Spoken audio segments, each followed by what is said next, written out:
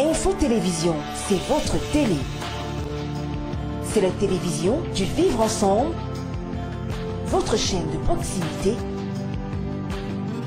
24 heures sur 24.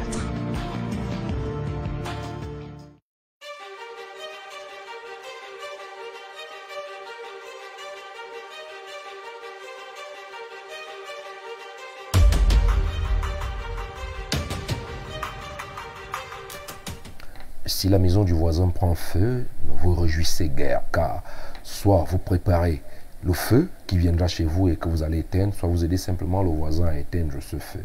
Mesdames, Messieurs, bonsoir et merci de regarder Info Télévision. C'est bien notre galette intellectuelle quotidienne, le grand soir aujourd'hui. Nous sommes mercredi le 26 mai de l'an de grâce 2021. Nous parlerons exclusivement de la situation des coups d'État au Mali. On se pose bien la question de savoir aujourd'hui qu'est-ce qui peut animer un pays à vivre une situation aussi macabre, inique et fracassante. Seulement, on se pose la question aussi de savoir s'il n'y aurait pas une main invisible de l'Occident de ce côté, puisque d'aucuns s'arrogent aujourd'hui de dire que le Mali est un pays stable, mais qui est dirigé en back-office par la France. On va essayer tout au long de cette émission de voir si ce que cela pense est vérifié, mais tout au moins nous aurons 4 invités ici qui vont nous accompagner dans ce grand programme. Ils sont déjà au nombre de 3. Je vous reviens dans une poussière de secondes pour leur présentation et naturellement l'ouverture des débats.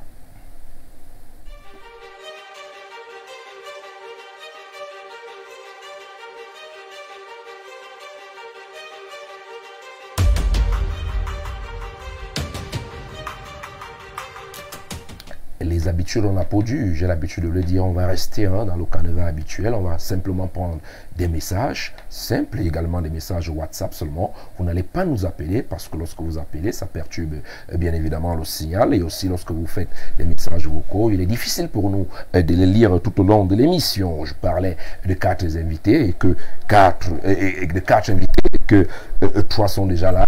M'est déjà arrivé, mais je vais quand même présenter l'un des premiers qui est déjà là, puisque c'est sa maison désormais. Paul Stéphane Monunga, vous êtes politologue, vous nous venez tout droit de l'Université de Yaoundé 2. Vos analyses font plaisir aux téléspectateurs et font également plaisir au panel du grand soir. Bonsoir et bienvenue. Bonsoir M. Yada, bonsoir aux co-panélistes, bonsoir à tous les Camerounais et une pensée pieuse pour les accidentés de Tchang.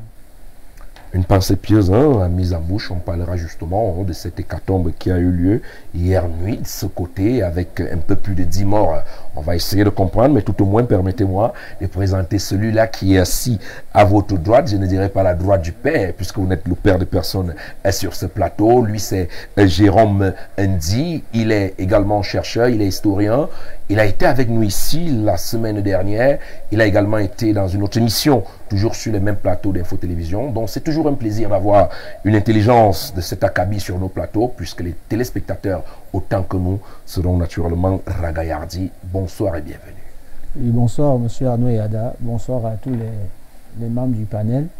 Bonsoir aussi à l'équipe technique en studio et je vous renouvelle aussi ma reconnaissance et ma fierté justement de me retrouver dans cette agape intellectuelle qui, je pense, permettra un tant soit peu d'édifier justement les téléspectateurs sur un certain nombre de questions, parce que la fonction tribunicienne, comme j'ai l'habitude de dire, a une dimension catharsique et parfois même pastorale. C'est vrai que les mots sont assez soudés.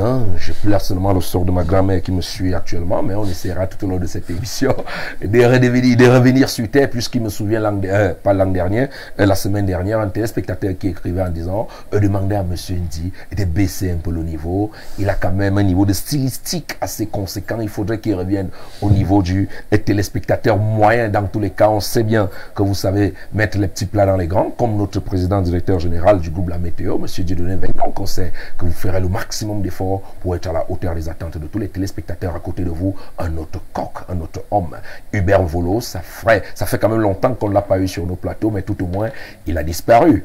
Mais il n'est pas mort, il revient aujourd'hui avec une autre casquette, une casquette qu'on va découvrir ce soir, citoyen actif du Cameroun. On le sait bien, au Cameroun, les partis politiques naissent de terre comme des champignons. Bonsoir et bienvenue.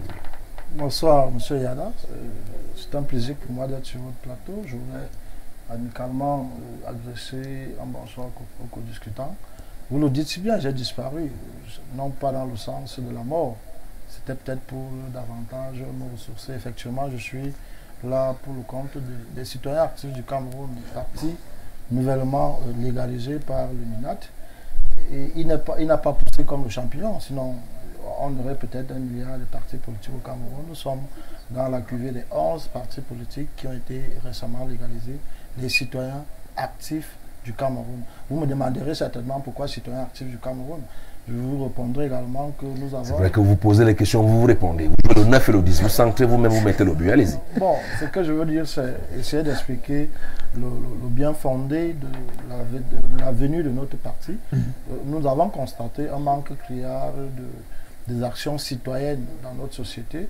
Nous avons également constaté que les Camerounais sont quasiment dans la résignation et c'est de ce fait, de ce constat que nous avons décidé de mettre sur pied le citoyen actif du Cameroun qui consistera non seulement à former les citoyens dans les actions citoyennes et également à les inviter à participer de manière active dans la vie de la nation. Au-delà de ce qui est constitutionnellement reconnu, d'aller à la conquête des différentes sphères de pouvoir que connaît la République.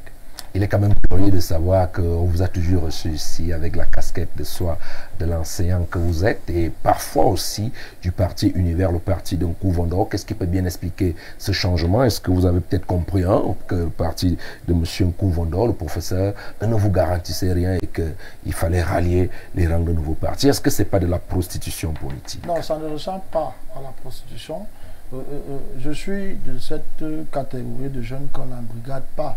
Non pas pour dire que je suis embrigadé au Parti Univers, mais juste pour expliquer que en fonction de mes ambitions, en fonction des projets qui sont les miens, je peux décider.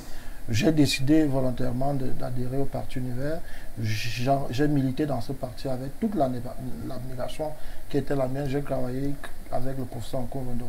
À un moment donné, compte tenu de mes projets personnels, des ambitions qui sont les miennes et du constat que nous avions fait sur la scène politique camerounaise, j'ai pensé qu'il était bon qu'ensemble, avec les camarades, nous créions un autre parti qui s'appelle Citoyens Actifs du Cameroun. Je voudrais tout de même rassurer tout le monde ici, la séparation entre le professeur Nkouvondor et moi, que j'appelle affectueusement papa, avec qui j'ai de très bons rapports, n'est aucunement liée à une histoire de querelle politique, à une histoire de coupette, une histoire d'argent. C'est juste que je ne suis pas embrigadable.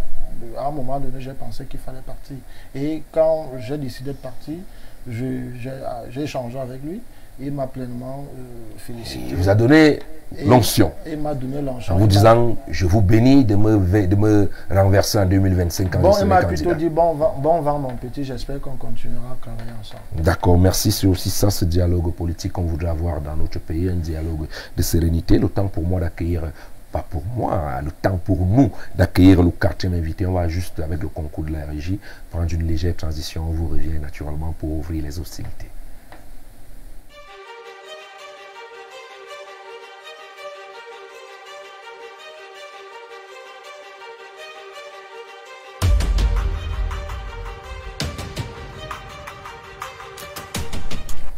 Je l'annonçais tantôt, hier, du côté 1 de la région de l'Ouest, plus précisément dans la ville de Tchang. On a encore malheureusement assisté à une hécatombe de ce côté-là. Voilà, un peu plus de 10 morts dans un accident. On refuse ici, pour les besoins de publicité, de citer le nom de l'agence qui était à l'origine de cette hécatombe. On se rappelle qu'il y a de cela quelques mois, 55 Camerounais ont été avalés par la nature de ce côté-là, brutalement. Aujourd'hui encore, c'est une dizaine.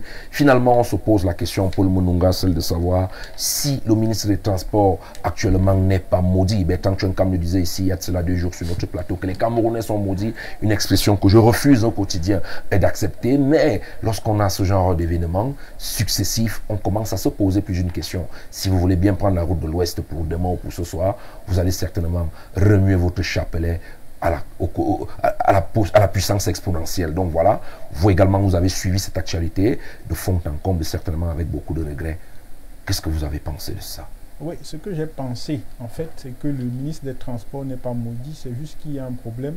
Il y a un problème quelque part, on ne veut pas résoudre les vrais problèmes, parce que quand vous interrogez l'accident qui concerne les 55 morts et l'accident d'hier, vous voyez que c'est les mêmes causes. Et on dit généralement que les mêmes causes produisent les mêmes effets. Et c'est Einstein qui disait que la folie, c'est de penser qu'en faisant les mêmes choses, on aura les résultats contraires. parce que les deux entités qu'il faut indexer ici, c'est l'individu et l'État. Quand je parle de l'individu, c'est parce que l'individu est irresponsable, parce qu'on vous parle d'un défaut de frein. Ça veut dire qu'il y a une volonté de l'individu à ne pas vouloir respecter les mesures liées à l'entretien du véhicule, peut-être à cause des problèmes financiers et j'en passe. Et en deuxième lieu, il y a l'État qui est responsable, parce que comment un véhicule qui a un problème de frein fait pour rouler, ça veut dire qu'il y a un défaut de contrôle. Et j'incrimine l'État ici plus que l'individu, parce que quand on va dans le contrat social, puisque c'est comme ça que les individus sont, l'État est donc là pour réguler ce genre de comportement. Ça veut dire qu'en réalité, ceux qui sont censés faire le contrôle, parce que la police représente l'État, la gendarmerie représente l'État. Ça veut dire que si quelqu'un passe avec un dossier technique qui n'est pas conforme, ça veut dire que l'État a failli quelque part. Donc là, on revient encore à ce fameux problème de corruption et de corruption. Ça veut dire qu'en réalité, l'État a failli dans le contrôle ou dans sa mission de structuration et de restructuration des mentalités. Et au deuxième niveau, même l'État aussi failli au niveau des infrastructures. Parce que si on arrive à avoir un accident au même endroit 2 fois, ça veut dire qu'en réalité, on ne se pose pas les vraies questions, ou alors on se pose les vraies questions, mais on refuse d'apporter les vraies solutions. Parce que si je m'en tiens à mes informations, l'accident s'est produit là où l'accident de 5 ans. Là, il y avait les 55 morts aujourd'hui, on peut ajouter une dizaine, c'est vraiment dommage. Pour ne pas être très long ou pour ne pas monopoliser la parole, les deux responsables sont les individus et l'État, mais surtout l'État parce que c'est lui qui a le monopole de la violence physique légitime. Merci pour ce regard assez particulier sur l'État du Cameroun qui pourrait certainement faire quelque chose qui pouvait nous amener à éviter cette hécatombe de trop, il faut le dire ici, que lorsqu'on essaie de faire le bilan, les routes au Cameroun tuent un peu plus que le coronavirus par an. Voilà.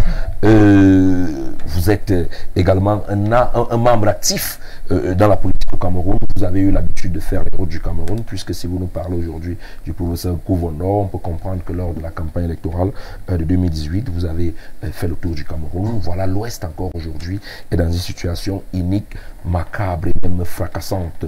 Vous, quel est le regard que vous posez vis-à-vis de ce qui a été pris comme mesure par le ministre des Transports et qui, ma foi, aujourd'hui, ne porte naturellement pas le fruit des fleurs escomptées? Le premier regard qu'il faut poser, et c'est un constat très désolant, est de se rendre compte qu'effectivement, les leçons n'ont pas été tirées. Et si elles ont été tirées, les mesures qui étaient à mettre sur pied pour qu'un nouvel hécatombe de ce type n'arrive, ces mesures, malheureusement, n'ont pas été appliquées.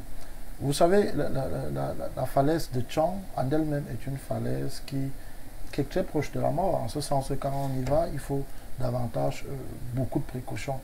Nous sommes toujours gênés, nous qui aspirons à diriger ce pays, de se rendre compte que pour des choses qui sont initialement banales, des choses qu'on pourrait résoudre aussi facilement, on arrive à perdre des citoyens qui, si allaient vaguer à leurs occupations, soit dans des activités purement économiques ou encore professionnelles, on est donc toujours très meurtri de se rendre compte qu'ils arrivent à perdre aussi brutalement la vie suite aux accidents. Mais de manière globale, vous savez que les voies de circulation au Cameroun, notamment nos différents axes lourds, sont en fait des axes de la mort. On n'a qu'à parcourir l'axe qui va de Yaoundé à l'ouest. Vous verrez bien que là-bas, on a besoin d'une bonne dose de vigilance. Parfois, la vigilance même ne suffit pas, parce que la qualité de la chaussée laisse à désirer. Du côté de Tchang, également, là-bas, cette vallée a fait beaucoup de dégâts. Il est grand temps que les mesures réelles avec suivi soient prises pour qu'on ne se retrouve pas dans de tels hécatombes. C'est toujours très triste, ça fait beaucoup de peine et ça fait peur de savoir qu'un matin, on peut aspirer à aller de ce côté et pour d'achever son voyage, on l'achève plutôt dans les flammes du feu, du fait d'un accident qu'on aurait pu éviter. Qu'on aurait pu éviter, Jérôme Mendy. On sait très bien que l'un des moyens les plus sûrs lors du déplacement, c'est la voie aérienne. Mais récemment, on a quand même vu un avion qui a dépister, je vais utiliser ces néologismes. Aujourd'hui, on revient à l'ouest, naturellement, du côté de la falaise de Tchan. On voit bien cette hécatombe-là qui est encore avalé beaucoup de Camerounais. Je ne parlerai certainement pas par la voie ferroviaire. Ici, on sait bien ce qui s'est passé à Ezeka. Nous étions en 2016 avec le train de la Camraille. Finalement, au Cameroun, pour se déplacer devient un risque. On est tous parfois obligés de devenir chrétiens et d'avoir avec nous un autre chapelet. Finalement, est-ce que, tel que les copanélistes qui sont les vôtres l'ont dit, l'État n'a pas failli à un certain moment? Oui, monsieur Arnaud Yada, merci déjà de me passer la parole et de me permettre et de me donner la possibilité justement d'essayer de m'immerger justement dans ce débat, dans cette actualité, je vais dire tragique, justement, qui envenime justement le climat de notre pays aujourd'hui. Il est vrai que c'est une actualité tragique de trop, mais je voudrais dire qu'il y a des moments où parfois, quand on m'interpelle sur un certain nombre de tragédies, un certain nombre de problèmes justement qui font allusion à la mort et à la vie dans mon pays, parfois j'exprime beaucoup de lassitude. Parce qu'il me semble qu'il y a eu quand même un certain flot de propos, un flot de dénonciations, et puis on en a assez dit, mais on a comme l'impression que parfois notre fonction tribunicienne ne sert à rien. Mais je voudrais interpeller tous les acteurs, en l'occurrence, notamment mes copanélistes et même les acteurs politiques et même les techniciens et peut-être aussi les responsables politiques, justement, je voulais leur demander de ne pas cesser de travailler dans le sens de l'amélioration de ce qui se passe. Mais pour revenir sur l'actualité, je vais dire simplement qu'en réalité, autant l'accident de Tchan que justement la déviation de l'avion de la Camer, justement, qui s'est éloigné de la piste à environ 500 mètres, justement, l'autre nuit. Pour moi, en réalité, on s'occupe trop de ce que j'appelle aujourd'hui les conséquences, mais on s'occupe peu des causes. Et je pense que mon copanéliste, le politologue, a essayé il a essayé justement d'expliquer un peu la généalogie, justement, d'un ensemble de manquements gestionnels et structurels qui font en sorte qu'on arrive à ce type de tragédie. Parce que parfois, quand on voit ce qui se passe dans notre pays, on est dans une dialectique entre fatalisme, effectivement, et irrationalité. On se pose bien la question de savoir est-ce que ce sont les êtres supérieurs qui président maintenant à notre destinée ou alors on a notre rôle à jouer là-dedans. Mais moi je pense que dire que ce sont les dieux qui font en sorte qu'on connaisse des massacres ou alors qu'on connaisse des tragédies, ce serait une démission devant notre devoir face à l'histoire. Ce que je vais dire pour sortir de là, pour ne pas monopoliser la parole, c'est juste simplement que en réalité, il y a ce que j'appelle les incuries de gouvernance. On ne le dira jamais assez, c'est que du point de vue systémique, il y a un certain laxisme, il y a même une spectacularisation de la douleur et de la tragédie. On a comme l'impression parfois que on peut prendre même, on pourrait essayer d'embrasser les théories même populaires et populistes pour dire qu'en réalité... une spectacularisation de la tragédie. Vous voulez dire que les gens qui ont par exemple mis de la main, hein, c'est vrai que rien n'est officiel ici en ce qui concerne l'argent des malades de Covid, oui, on fait du spectacle. En réalité, il y a un sociopolitologue français qu'on appelle Roger Gérard Schwarzenberger qui a conceptualisé, théorisé la théorie de ce que j'appelle la gouvernance par le théâtre. On a comme l'impression aujourd'hui que chez nous, le gouvernement ou alors les dirigeants se sentent plus à l'aise lorsqu'il faudrait agir maintenant en réaction face à une tragédie pour démontrer qu'on est responsable et qu'on a toute l'ingéniosité nécessaire pour résoudre les problèmes. Parce que les questions liées aux accidents de transport dans notre pays, pour moi, trouvent leur fondement sur deux facteurs. Il y a d'abord la question de la déliquescence de nos infrastructures de transport, autant au niveau aérien qu'au niveau routier.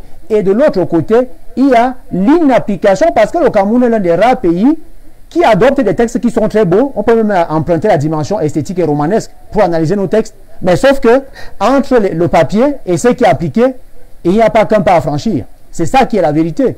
Donc moi, je vais interpeller ici foncièrement et fondamentalement. Je ne fais pas le jeu des partis politiques, je n'aime pas le discours partisan, mais je vais simplement dire qu'en réalité, les principaux responsables ici, ce sont les gouvernants, parce qu'il ne faudrait pas s'attendre à ce qu'un peuple soit ontologiquement, intrinsèquement discipliné. C'est les appareils systémiques qui font en sorte que les peuples soient disciplinés. Lorsque les gens se rendent compte que dans la rue, il y a une chape de plomb qui pèse sur leur tête, ils vont s'arranger à se conformer aux normes. Et dès l'instant où ils se rendent compte qu'en réalité, les premiers qui piétinent les normes qu'on énonce publiquement, ce sont même ceux-là qui sont censés contrôler l'application de ces normes-là. Alors ça devient le bazar. Et malheureusement, on aboutit à des morts d'hommes. Et on en parle comme ça dans les médias, alors qu'il y a des familles qui sont endeuillées en ce moment. Malheureusement, c'est ça. Donc moi, je dis c'est l'incurie de gouvernance. Et bien évidemment, on ne peut pas dédouaner automatiquement et systématiquement ceux qui sont au volant des véhicules, parce qu'il y en a parfois. Mais je dis que le problème, c'est à la base. si on part d'une agence et qu'il n'y a pas un contrôle technique efficient avant de prendre la route, et que parfois, parce que parfois c'est les causes justement des accidents, c'est que le gars a saoulé, il a consommé de l'alcool. Si on n'a pas fait les tests d'alcoolémie, et si maintenant les routes ne sont pas bien éclairées, et si on n'a pas effectué les travaux nécessaires pour avoir des voies de communication qui permettent à ce que, si jamais il y a accident, qu'on puisse au moins objectivement définir les responsabilités, soit du chauffeur ou le reste. La preuve en est que, pour revenir sur les écarts, on a commis un rapport, on a commis justement un rapport d'expertise là-dessus, mais en réalité, on n'a jamais réellement châtié les véritables responsables de cet accident. Et c'est ça qui pose problème, malheureusement. Donc moi, je pense que c'est les incuries de gouvernance qui nous amènent à ce type de tragédie et qui font qu'aujourd'hui, on continue de soliloquer et d'épiloguer sur des phénomènes de surface alors que les questions de fond, elles sont là. C'est qu'il y a une déliquescence en termes de gouvernance. C'est ça qui est la vérité.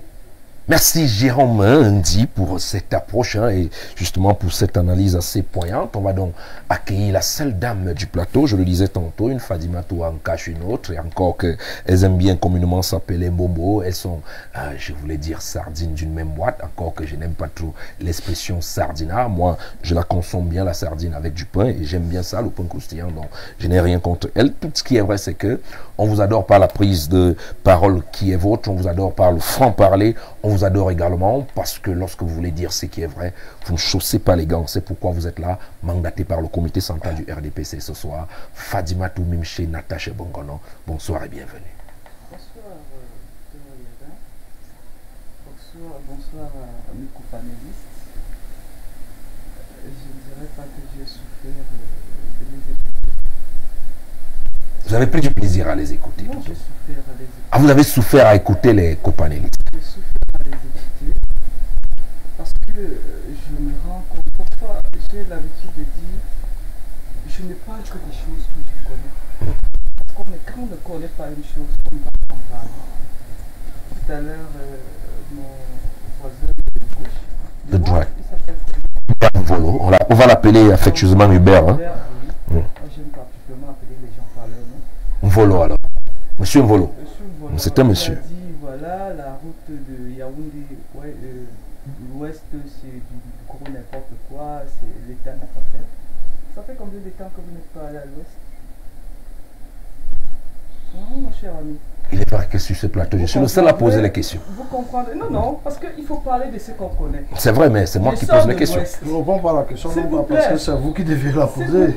S'il vous plaît. Non pas parce qu'elles sont embarrassées. Écoutez-moi, je vous ai écouté poliment, très poliment, même comme ça me remonte, froisser les traits. Est-ce que vous me posez la question? Je disais tantôt, je sors de l'ouest et je vous invite à faire un tour à l'ouest. Vous comprendrez que les infrastructures routières ne sont pas celles dont vous parlez. Parce que celles dont vous parlez peut-être est d'intérêt d'une époque. C'est pour cette raison que je m'interroge. Quand est-ce que vous êtes allé pour la dernière fois à l'ouest? Ceci étant dit, je voudrais déjà m'incliner devant la mémoire de ces Camerounais qui sont partis par la faute de l'homme. Parce qu'il faut le dire, c'est la faute de l'homme. Et lorsque nous sommes là, je l'ai entendu à l'entame de l'émission, nous sommes là pour éduquer, nous sommes là pour sensibiliser. Il est bien vrai, il y en a qui se donnent une certaine popularité en disant des contre-vérités pour plaire à la populace.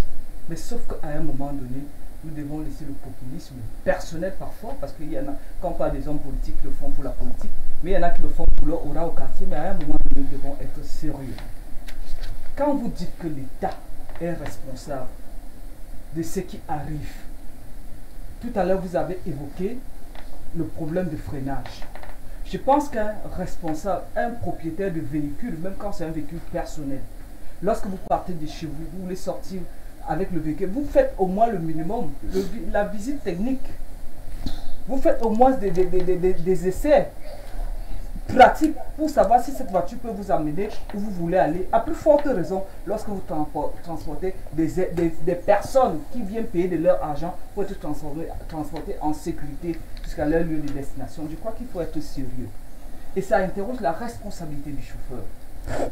Et je crois que quelqu'un le disait si bien, être responsable, c'est quoi? C'est apporter sa pierre à l'édification de l'humanité.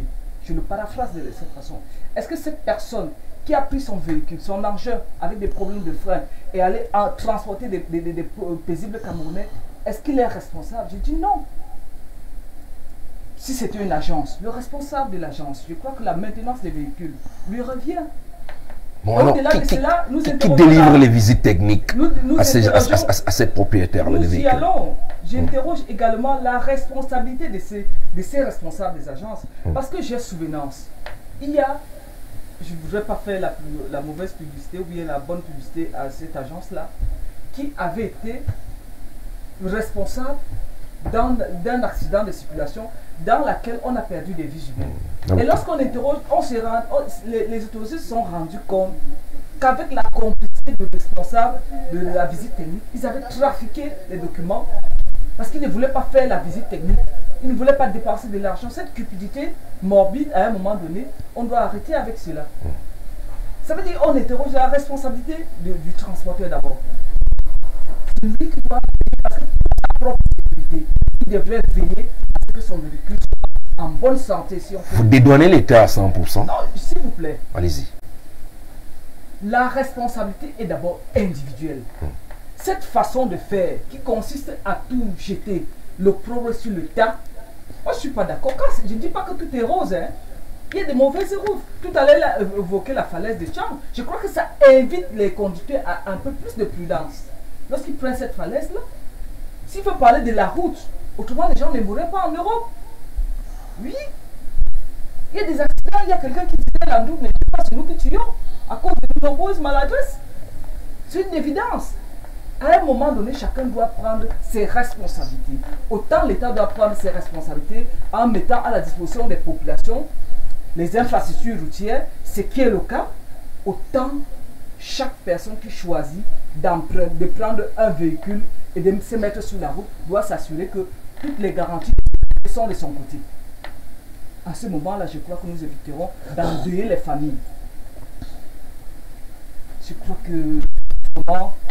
Est-ce qu'on peut donc dire, hein, en fin de compte, il est vrai que ce n'est pas notre thématique. Hein, aujourd'hui, on a bien une thématique qui nous intéresse, qu'on a annoncée. Est-ce qu'on peut quand même dire ici que les responsabilités sont partagées, que l'État, tout au moins, a un rôle à jouer, puisque M. Jérôme Germain-Di l'a dit, qu'il y a d'abord l'État, et c'est vrai que le politologue Paul Mononga l'a dit, l'État d'abord et que les chauffeurs, tout au moins, soient responsables, puisqu'il faut évoquer ici que parfois, nous-mêmes, les passagers, sommes irresponsables. Parfois, le chauffeur va doucement, on lui dit, je suis pressé, il faut aller vite, il faut aller vite, il faut aller vite. Est-ce que finalement, les responsabilités ne sont pas partagées? Parce qu'on a l'impression ici que vous avez beaucoup plus jeté le propre et tout au moins l'anathème sur l'usager en disant l'État. Pour le cas d'espèce, puisque je connais l'état de la route, de ce triangle-là,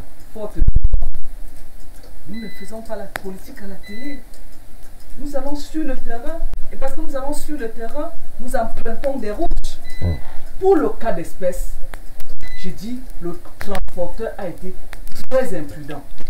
Ce qui concerne le passager, je crois que lorsque le passager sort de chez lui et vient payer son ticket de voyage, il a la présomption, il accorde, comment dire, le chèque en blanc. Allez-y. Il accorde le chèque en blanc au transporteur parce qu'il croit que le transporteur doit faire l'effort de se mettre en sécurité lui. En se mettant en sécurité, forcément, il met les passagers en sécurité. En ce qui concerne l'État, là où il est nécessaire que l'État refasse des routes, c'est ce que je l'ai dit tantôt. Donc dire que les responsabilités sont partagées sur la palissade, mais pour le cas d'espèce, le responsable de l'agence et le conducteur, ils ont fait preuve de trop de légèreté. Je pense qu'ils n'ont pas pensé à leur vie. Peut-être leur vie ne vaut que pour du beurre au soleil, mais la vie de ceux-là qui viennent payer pour être transportés à bonne destination doivent être respectés et protégés. Merci, merci pour ce regard sur l'actualité concernant justement cet hécatombe, on peut le dire ainsi, qui a eu lieu du côté de la falaise de Tchang-Hier. On ne peut que s'allier à toute l'équipe dirigeante d'Info Télévision pour adresser nos sincères condoléances aux familles très endeuillées et même éprouvées. Actuellement, on aura donc tout de suite le temps d'entrer de plein pied dans notre thématique que j'appelle habituellement le plat des résistances.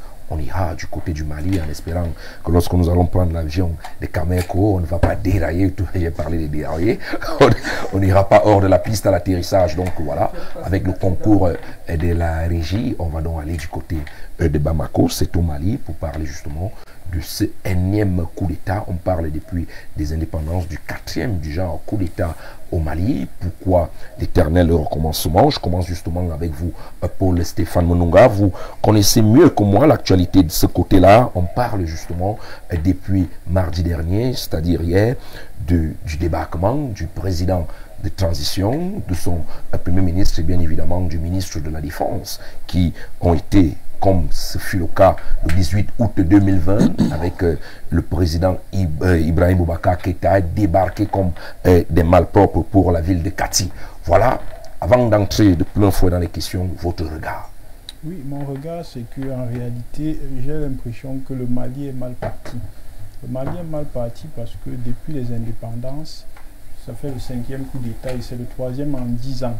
Et aucun pays ne se développe avec les coups d'État. Quand vous faites une analyse cosmologique, vous allez vous rendre compte que partout où il y a les coups d'État, ce sont toujours des pays en reconstruction et en reconstruction. Et vous allez remarquer que ceux qui gagnent toujours les marchés de reconstruction sont ceux qui fabriquent les armes ou ceux qui nous ont colonisés. Donc, en réalité, la pathologie des coups d'État, c'est quelque chose qu'il faudrait qu'on évite en Afrique. Et parce que ce qu'il faut comprendre, c'est que j'ai suivi les gens parler de coups d'État, coups de force. On veut jouer avec les mots. Le coup d'État se définit comme la prise illégale et brutale d'un pouvoir par une force militaire ou alors par une force politique qui est soutenue par un pouvoir militaire. Le coup de force, c'est la même chose. Donc, au Mali, aujourd'hui, on est en plein dans un coup d'État qui ressemble à celui du 18 août 2020, comme vous l'avez évoqué au début de votre propos. Parce que quand vous regardez le phénomène qui se passe, il est presque identique. On peut parler d'un coup d'État bis. Parce que les présidents, ou alors le président et son premier ministre ont été amenés à Kati. Et c'est ce qui avait été fait en août 2020.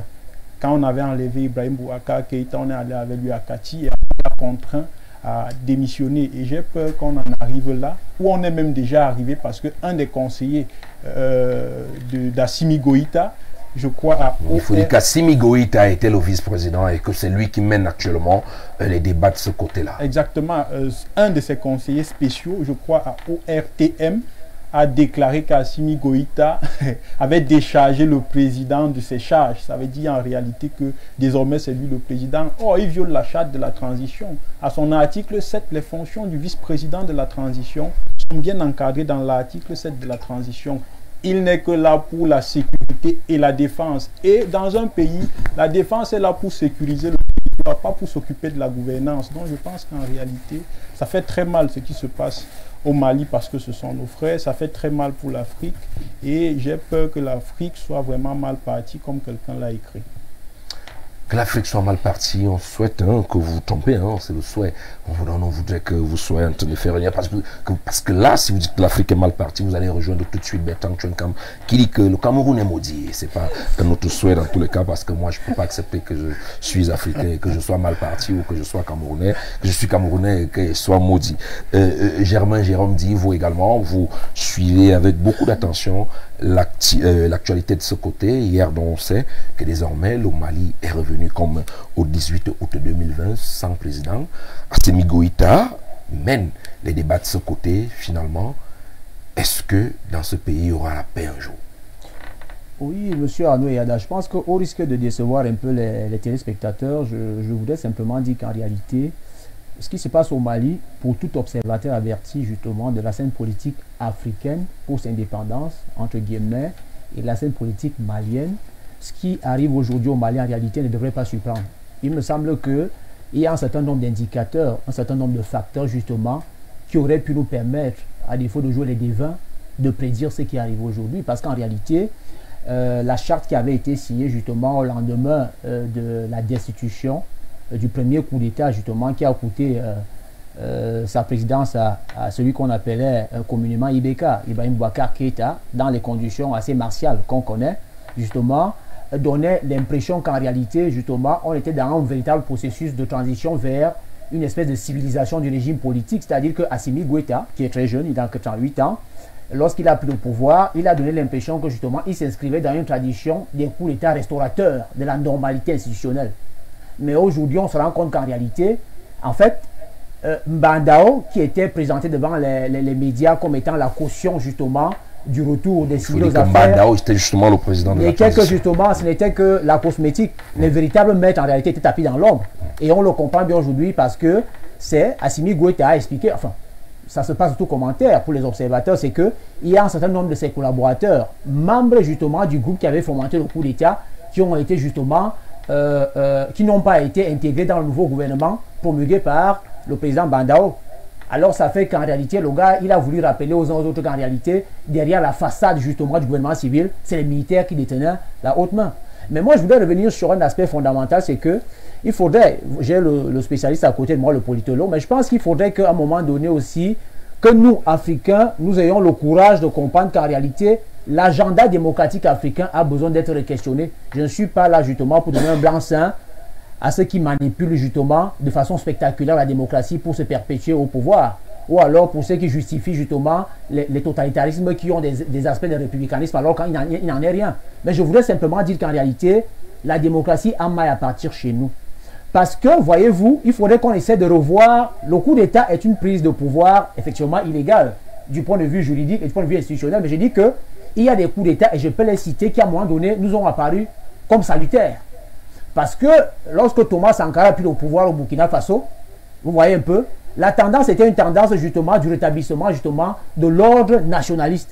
Et lorsqu'il y a eu par exemple le coup d'État du général Robert Gueye en Côte d'Ivoire, avec ce qui s'est passé par la suite, avec la fabrication du concept de l'ivoirité, on peut soliloquer et épiloguer sur le normativisme et le juridisme. Encore faudrait-il que le juridisme soit fondé sur les enjeux contextuels.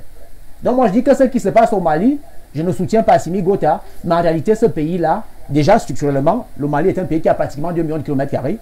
C'est un pays justement qui n'a pas les capacités intrinsèques de s'auto-gérer. C'est un pays qui vit aujourd'hui sous perfusion, notamment sous perfusion de l'ancienne puissance coloniale qu'on appelle la France, et aussi sous perfusion des autres États africains.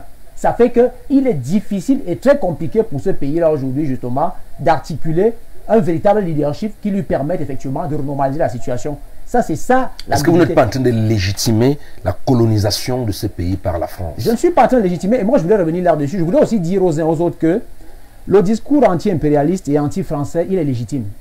Nulle personne d'entre nous, un tant soit peu lucide, ne saurait dire en réalité que justement l'ingérence des puissances occidentales chez nous est un avantage. Mais je voudrais dire que l'Afrique ne se fait pas honneur. Et l'Afrique, justement, ne montre pas sa maturité à toujours attribuer ses incuries aux autres. Il faut faire très attention. Il me semble qu'à un moment donné, la fameuse théorie du complot, elle passe partout. Je pense que même que lorsque quelqu'un boit 10 bières au quartier, à un moment donné, on va dire que c'est Emmanuel Macron qui demande aux gens de boire 10 bières au quartier. Il faudrait qu'on soit sérieux. Je pense qu'il y a un certain nombre de manquements gestionnels, organisationnels et structurels propres à certains pays africains qui créent ce que j'appelle des interstices, des portes qui permettent à ce que l'impérialisme puisse s'ingérer et se maintenir. Et s'il vous plaît, je suis spécialiste en questions internationales, il y a une théorie justement, ce qu'on appelle la théorie réaliste. Elle consacre le principe selon lequel le monde est un champ chaotique. C'est le plus fort qui tire le drap de son côté. Et je ne m'attends pas à ce que moi, un Français, un Allemand ou un Anglais ait pitié de moi mieux que moi-même. Il me semble que c'est moi-même qui devrais prendre les dispositions de telle sorte qu'il n'y ait pas de possibilité pour un Français, pour un Anglais, pour un Américain de venir chez moi et de frapper ma tête s'il faut convoquer les principes triviaux au quartier afin qu'ils puissent se perpétuer la guerre chez moi. Mais aujourd'hui, il y a deux catégories de personnes en Afrique. Il y a même ceux qui sont en train de fossoyer les pactes sociétaux, si tant c'est vrai qu'il en existe. Et pour se justifier, ils brandissent le fait qu'en réalité, ils n'ont pas pu bien gouverner parce qu'il y a la main de l'Occident. Alors qu'en fait, ce sont les vrais serviteurs de l'Occident.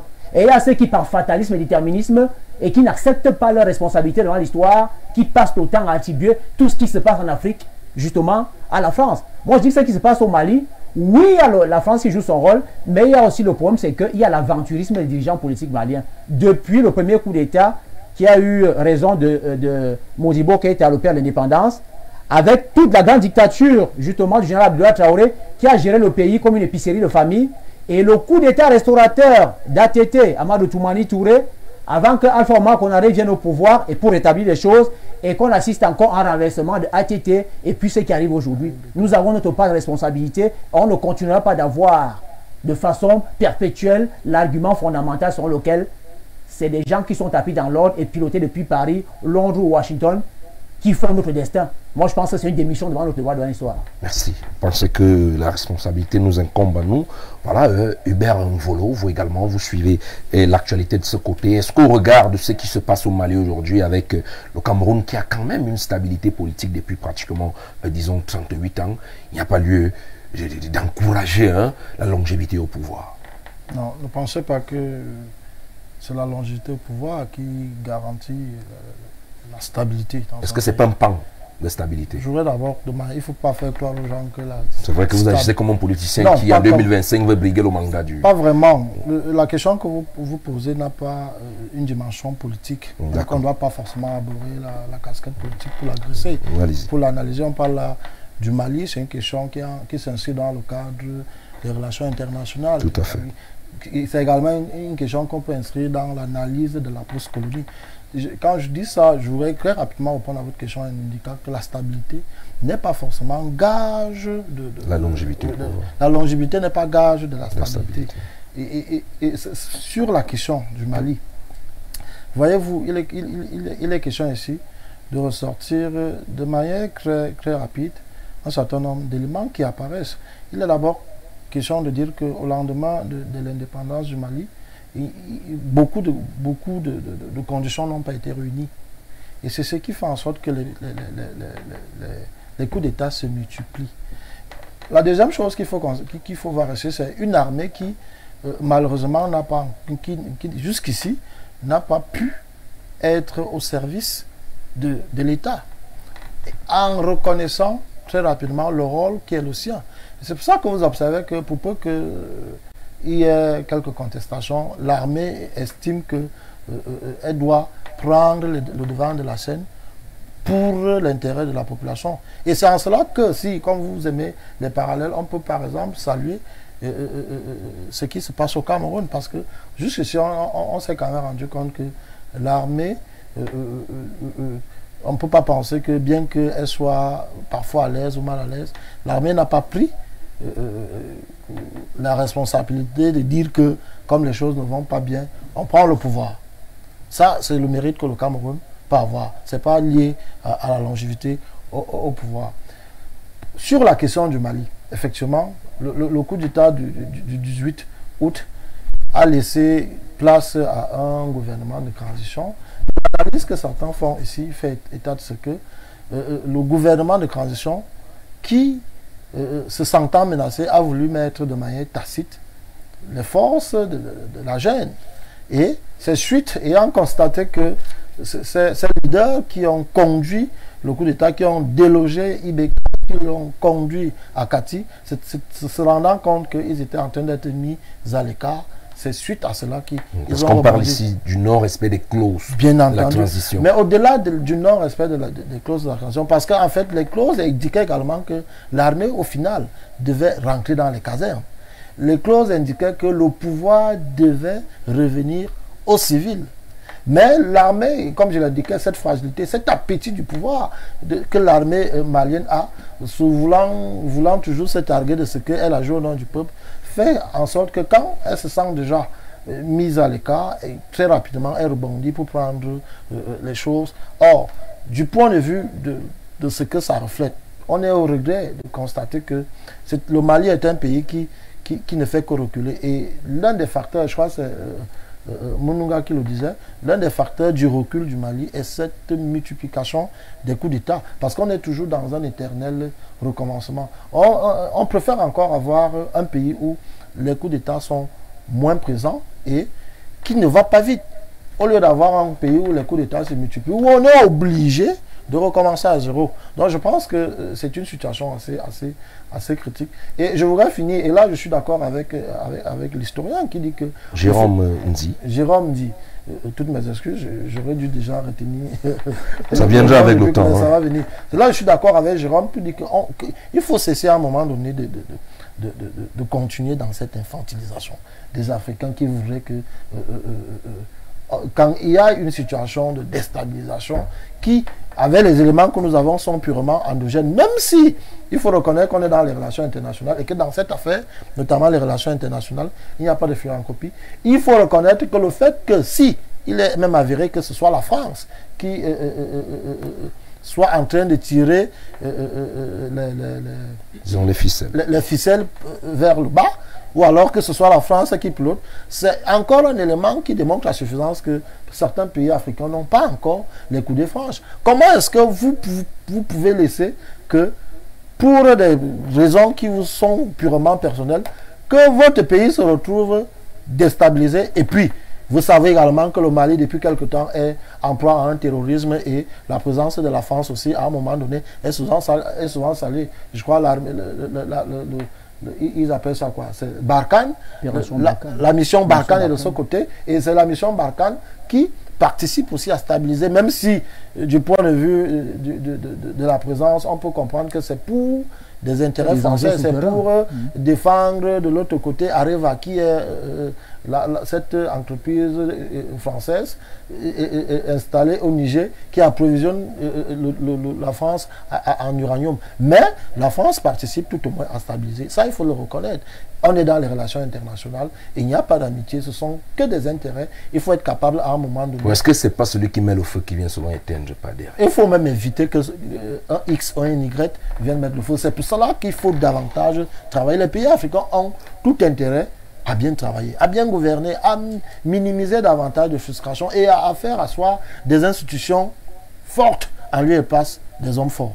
Merci, hein, Fadima Natacha Memche Bongono. Il y a de cela quelques semaines, nous étions du côté de N'Djamena au Tchad, où le président Idriss Déby Itno, de regretter mémoire désormais, a été froidement abattu. Quelques jours après, on a vu quand même des sorties d'Emmanuel Macron, le président français. On a également apprécié les sorties du ministre de la Justice de la France. On a également apprécié les sorties de Jean-Yves Le Drian. Quelques jours encore après, on voit quand même au perron de l'Élysée le président Emmanuel Macron qui fait une sortie, et accompagné du président de l'Union africaine, qui plus ni moins est Félix Tshisekedi. Et finalement, lorsqu'il y a eu les obsèques ici, à côté de nous à N'Djamena, je peux faire montre d'une amnésie culturelle, mais il me semble tout au moins que certains présidents de l'Afrique centrale n'ont pas pris part à ces obsèques, mais le président Macron était là au regard de ce qui précède, tant il est vrai qu'on sait l'importance que Idriss Déby Itno jouait quant à l'opération Barkhane pour repousser les rebelles du côté du Mali.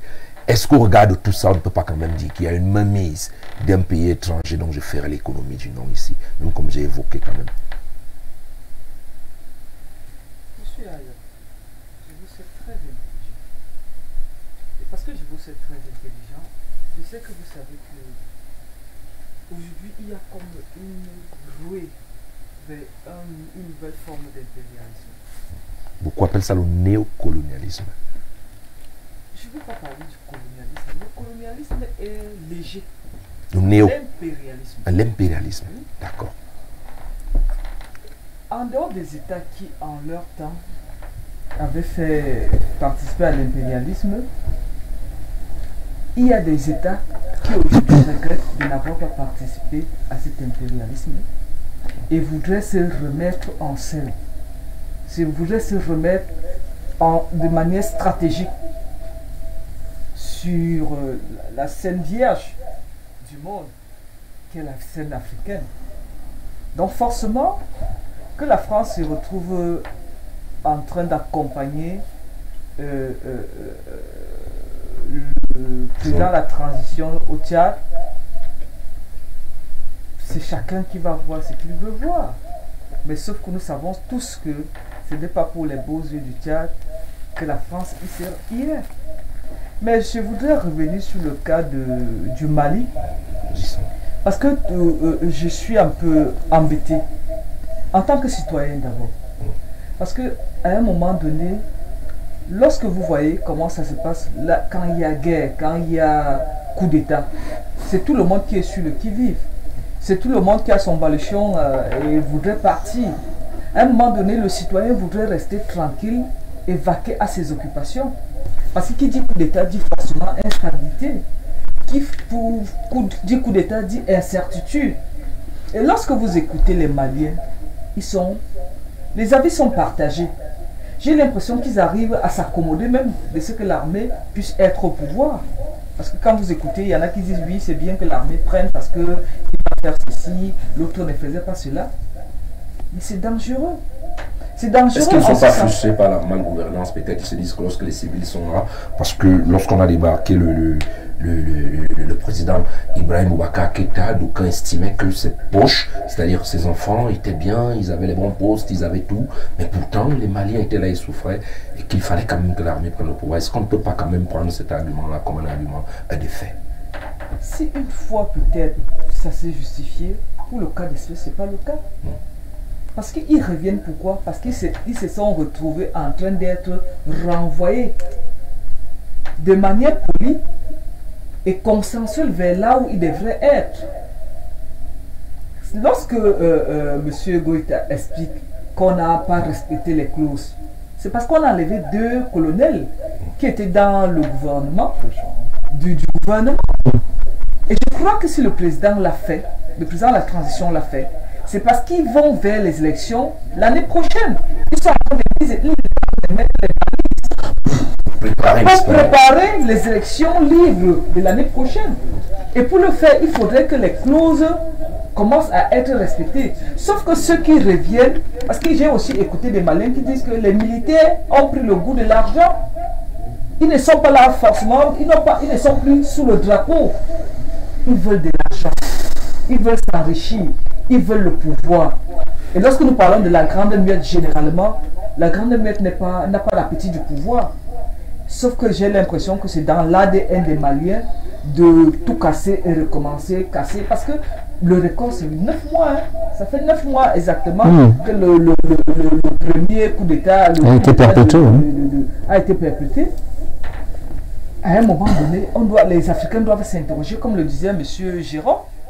Nous devons arrêter de toujours jeter l'anathème sur l'autre. Nous devons nous interroger nous-mêmes. Qu'est-ce que nous ne pouvons pas mettre les populations dans l'incertitude sous le prétexte que nous voulons leur assurer un avenir certain. Ce n'est pas possible. Et quand on accuse la France, je veux bien, j'ai suivi, il y a eu une vague de condamnation. La France a condamné. L'Union africaine l'a condamné, l'ONU l'a condamné, la CEDEAO l'a condamné, bien que Goodluck Jonathan soit allé là-bas et il a dit qu'il ne peut pas faire des déclarations tant qu'il n'a pas rencontré le président intérimaire et le Premier ministre. Sauf tout à l'heure en sortant de vu que les deux ont démissionné. Ça veut dire que nous rentrons à la case départ.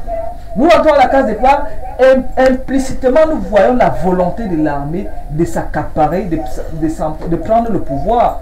Et ne nous trompons pas aussi parce que, il faut le dire, la situation du Tchad peut-être a mis, du moins leur a donné cette envie de se positionner également parce qu'ils peuvent se dire, oui, celui qui est là-bas, pourquoi pas nous? Et que les autres l'ont accompagné. Sauf que pour le cas d'espèce, c'est pas la même chose. Lorsque nous voyons dans quelle situation M.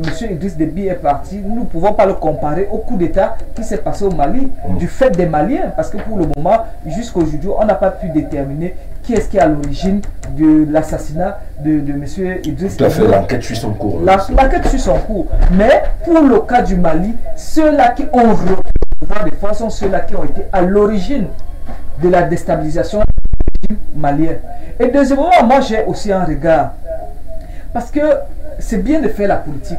Sauf que les populations devraient aussi comprendre que les hommes politiques ont ceci de particulier que ils vous disent ce que vous voulez entendre. Ils disent qu'ils se battent pour vous. Mais parfois ils se battent pour eux-mêmes. Bon, vous faites également de la politique, vous. Vous battez pour vous ou pour les autres. Je ne veux pas centraliser le débat. Hein. Bon, quand vous aimeriez qu'on parle de moi, invitez-moi, on va parler. Parce que vous avez cité les hommes politiques, vous êtes une femme politique. Il est difficile qu'on vous laisse passer sur la question. Insensé qui croit. Parce qu'il faudrait bien que ceux qui croient en vous puissent savoir à quoi ça dit. Je ne suis pas toi. Quand je vous parle de toi, je vous parle de moi. Victor Hugo. C'est celui-là. J'étais disant, quand les hommes politiques veulent quelque chose, ils vous disent ce que vous voulez entendre. C'est ce qui s'est passé avec l'imam Diko, Mahmoud Diko, qui est à l'origine même de cette situation au Tchad. Mais depuis là, vous ne l'entendez plus. Au Mali. Au Mali, pardon. Vous ne l'entendez plus. À un moment donné, les hommes politiques doivent connaître également là où se trouve leur intérêt et l'intérêt du peuple. Ils ont pensé qu'en descendant dans la rue après les élections législatives dont ils contestaient les résultats, on allait leur servir le pouvoir sur un plateau d'or. Sauf qu'ils ont donné le raccourci à l'armée de prendre le pouvoir. Et lui-même, il n'a plus droit à la voix au chapitre. Et ce sont les populations pour lesquelles il prétendait se battre qui sont maintenant dans une impasse. À un moment donné, les Africains doivent savoir, doivent penser leur avenir. Vous ne pouvez pas, on ne peut pas faire votre bien contre votre volonté. Et ce qu'on doit savoir de manière générale, lorsque l'autre vient dans votre champ, ça c'est le champ des relations internationales, sincèrement, même s'il prend la roue et commence à labourer avec vous, sachez qu'il a un intérêt précis et parfois son intérêt est largement au-dessus du vôtre. S'il y a 100 francs à récupérer, je crois qu'il aura 70 francs et il vous fera cadeau de 30 francs. Il faudrait que les Africains l'intègrent de voir comment s'auto-gérer sans donner la possibilité à l'autre de s'inviter chez nous. Merci. Il faudrait que les Africains apprennent à s'auto-gérer sans donner la possibilité aux autres de s'aimer parfois du grabuge dans le territoire. Les Africains aujourd'hui sortis de cette situation, là, le cas au Mali aujourd'hui, rien ne nous dit que demain il n'y aura pas un autre coup d'État après qu'il y ait une certaine stabilité. Mais comment est-ce que les Africains décidément peuvent sortir alors que beaucoup estiment qu'on a par exemple importé la démocratie qui tout de suite, je voulais dire, à nos réalités? Oui, avant de directement répondre à votre question, je vais commencer par dire que la démocratie est d'essence africaine. Nous avons dû la voler en Afrique, plus précisément en Égypte, et il a allé la moderniser en grec. En Grèce, on a voulu nous faire croire que la démocratie ou alors même la philosophie avait été inventée par les Grecs, que non, c'est en Afrique. Parce que quand vous prenez même les modes traditionnels de gouvernance, elles sont essentiellement démocratiques. Je peux prendre un exemple, l'arbre à palabre. C'est un mécanisme démocratique. Donc c'est pour dire que l'Afrique n'est pas étrangère à la démocratie. Le véritable problème de l'Afrique, parce que les copanélistes ont dit beaucoup de choses qui sont vraies, mais ils oublient d'intégrer quelque chose. Quand on dit qu'il y a une mainmise, ce n'est pas à cause de tous les Africains. Il faut rentrer dans le contexte de la post-colonie et de la néocolonie pour comprendre ce qui se passe. Achille Mbembe les appelle les suppléants locaux. L'historien Bancel les appelle les dirigeants de compromis. Oumnioré les appelait les renégats. Ce sont des dirigeants dociles qui sont placés, parce que je vais m'attarder ici à la France-Afrique, pour le précaré français. Ce sont des dirigeants dociles qui sont placés, non pas pour servir les citoyens, mais pour servir la France. Parce que c'est quoi la France-Afrique en réalité? C'est une domination politique, économique, militaire et culturelle que la France exerce sur l'appareil des États de son précaré français. Aujourd'hui, tous les pays du précaré français, où la plupart économiquement sont, on les tient par le franc CFA par exemple. Ça c'est une domination économique qui fait qu'en réalité, on vous tient parce que les accords qui sont autour du franc CFA, beaucoup de gens ne maîtrisent pas ça. Ça fait en sorte que vous pouvez avoir la plus bonne volonté du monde, mais vous vous retrouvez toujours à la case de départ à cause de quoi? De ce mécanisme du néocolonialisme. Maintenant, quand on parle de la dimension politique, vous allez voir que la dimension politique du néocolonialisme ressemble un peu à la situation du Tchad et du Mali. La dimension politique du néocolonialisme s'assied sur ce qu'on a appelé le focaratisme. Quelle était la mission? Quand on parle de focaratisme, c'est Jacques Foccart. Vous savez que c'était Monsieur Afrique. Et le focaratisme s'appuie sur quoi? D'éliminer tous les dirigeants en réalité qui veulent en réalité s'émanciper pour leur peuple. Je vais prendre le cas d'Olympio. Vous savez que Sylvanus Olympio a été tué parce qu'il voulait sortir du franc et faire avoir sa propre monnaie. C'est le même cas pour Thomas Sankara. Si on revient même au Cameroun, exactement, si on revient même au Cameroun pendant la décolonisation, c'est un secret de Polichinelle qu'on a liquidé ceux qui voulaient la réelle indépendance, une indépendance ou une gouvernance qui allait mettre les peuples devant. On a placé les pantins. C'est ça le problème de l'Afrique. Quand on parle, ce n'est pas que c'est tous les Africains qui sont les enfants, mais ce sont ces dirigeants locaux, ces suppléants locaux que la métropole arrive à placer. Parce qu'aujourd'hui, et c'est là où j'interpelle souvent les partis politiques, il faudrait que les partis politiques se réveillent, qu'ils fassent ce qu'on aurait appelé l'éducation politique des masses. Aujourd'hui, c'est les partis politiques qui doivent éduquer les populations sur ce problème de la France-Afrique, qui doivent nous éduquer sur cette problématique du franc CFA. Parce que j'ai l'habitude de dire qu'on pense que le franc CFA c'est un problème de Paul Biya seul. Ce n'est pas son problème seul. C'est le problème de tous les Camerounais. Il ne peut pas se lever seul et prendre des décisions. Le chef de l'État, vous voulez que Victor Hanoï et Yada se lèvent et disent qu'ils ne veulent pas le franc CFA? J'en viens. Qui suis-je? J'en viens. S'il n'y a pas de une éducation politique à la base, ça ne marchera pas. Parce que vous savez, le véritable problème de nos sociétés africaines, c'est qu'il n'y a pas de consensus minimum. Si par exemple, c'est un exemple, vous savez que je ne suis pas l'audateur de M. Paul Biya, encore moins du RDPC, si se levait, il disait qu'on sortait du franc CFA, vous savez qu'il y a des partis politiques qui viendront récupérer les effets pervers de la sortie du franc CFA. Ils ne vont pas dire aux populations qu'en réalité, le geste qu'il a posé est bien, mais attendons-nous aux secousses. Ils vont récupérer ça. C'est pour ça que j'appelle à tous les partis politiques de savoir qu'en réalité, il faudrait que désormais en Afrique, on ait des partis qui sont au pouvoir et des partis véritables d'opposition et non d'apposition et de juxtaposition. Exactement. Toujours en concubinage avec les institutions. Exactement. Parce que moi, quand on fait l'analyse sociologique de certains partis politiques, je ne vais pas tous les mettre dans le même base. Demandez à un président de parti politique quelle est votre position par rapport au franc CFA, il bégaye. Parce qu'il a l'impression que sa légitimité vient de l'Occident. Et c'est ça le véritable problème. Et c'est pour ça que même nous qui avons la chance de passer dans une tribune comme la vôtre, on va éduquer les populations, leur dire qu'en réalité, le véritable problème de l'Afrique, c'est un problème de rupture. Il faut rompre avec ces dirigeants qui ont ces mentalités. Et récemment, on s'est enorgueilli en disant que le président Paul Biya n'a pas renouvelé certains accords avec, je ne sais pas, entre guillemets, ce que le cas appelle la mère patrie.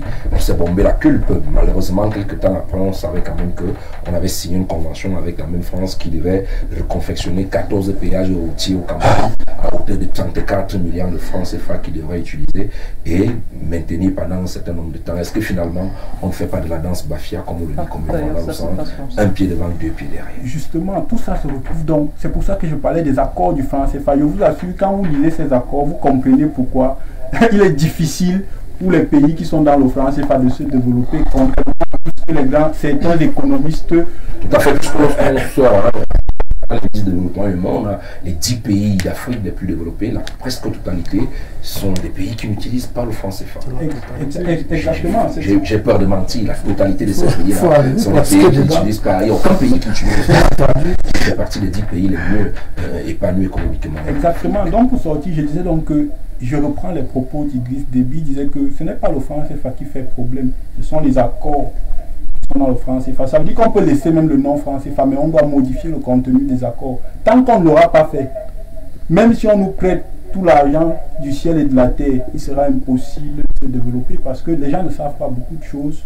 Et moi, je ne veux pas parler des choses que je ne peux pas prouver parce qu'en droit, on dit que tout ce qui ne peut être prouvé pour inexistant par rapport au renouvellement ou au non-renouvellement des accords par son excellence, M. Paul Biya. Moi, je n'ai aucune information.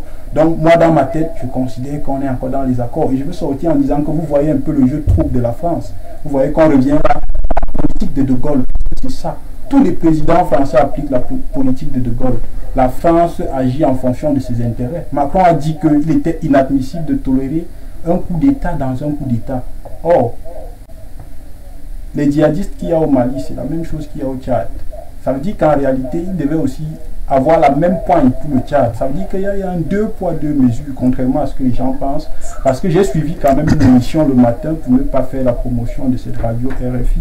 On disait qu'il semblerait que les militaires qui ont été enlevés dans le remaniement ou dans le gouvernement qui a été refait par le président, il semblerait qu'ils étaient des pro-russes.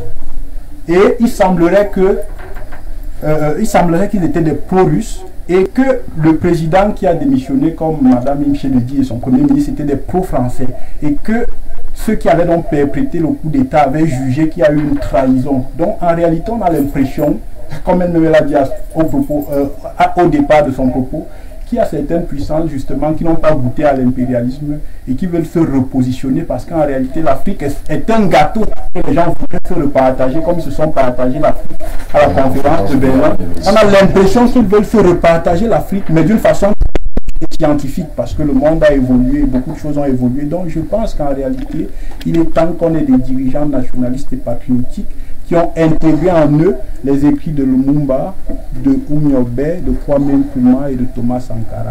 Merci beaucoup. Au regard, n'est-ce pas, Germain Géranti, de ce que le politologue nous fait savoir ici, on a quand même une expression qu'on utilise beaucoup au Cameroun ces derniers temps, la transition générationnelle, pour ne pas citer le chef de l'État qui s'adressait à la jeunesse le 10 février dernier. On se rend quand même compte, lorsqu'on ferme les yeux de la chair et qu'on ouvre les yeux de l'esprit, que tout porte à suffisance, que ce sont les fils d'eux qui seront en train de remplacer les pères d'eux. Est-ce qu'on peut quand même avoir un brin d'espoir que si jamais c'est fait, que cela viendront tout au moins avec une idéologie nouvelle qui pourrait faire en sorte qu'on sorte finalement de cette auberge de la colonisation? Déjà, moi, je vais revenir sur les propos de mon prédécesseur pour dire qu'en réalité, on retombe dans les mêmes travers. Que ce soit les discours populistes et populeux, comme disait madame à côté de moi, ou alors les discours savants, je pense qu'on ne sort pas de l'auberge. En réalité, il y a une espèce de posture fataliste qui prédomine. Parce que je continue de le dire et je persiste et je signe. Sauf si on voudrait me démontrer le contraire. Je dis une fois de plus que, à partir justement de la traite négrière, initiée par l'Occident, la traite négrière, justement, qui a trouvé justement sa fin à partir du moment où il y a une certaine opinion en Occident qui a estimé que c'était un peu trop abrupt, il fallait essayer de matiner le processus de chosification d'une entité humaine qu'on appelle l'Afrique noire. On a changé les modalités, on en est venu à la colonisation.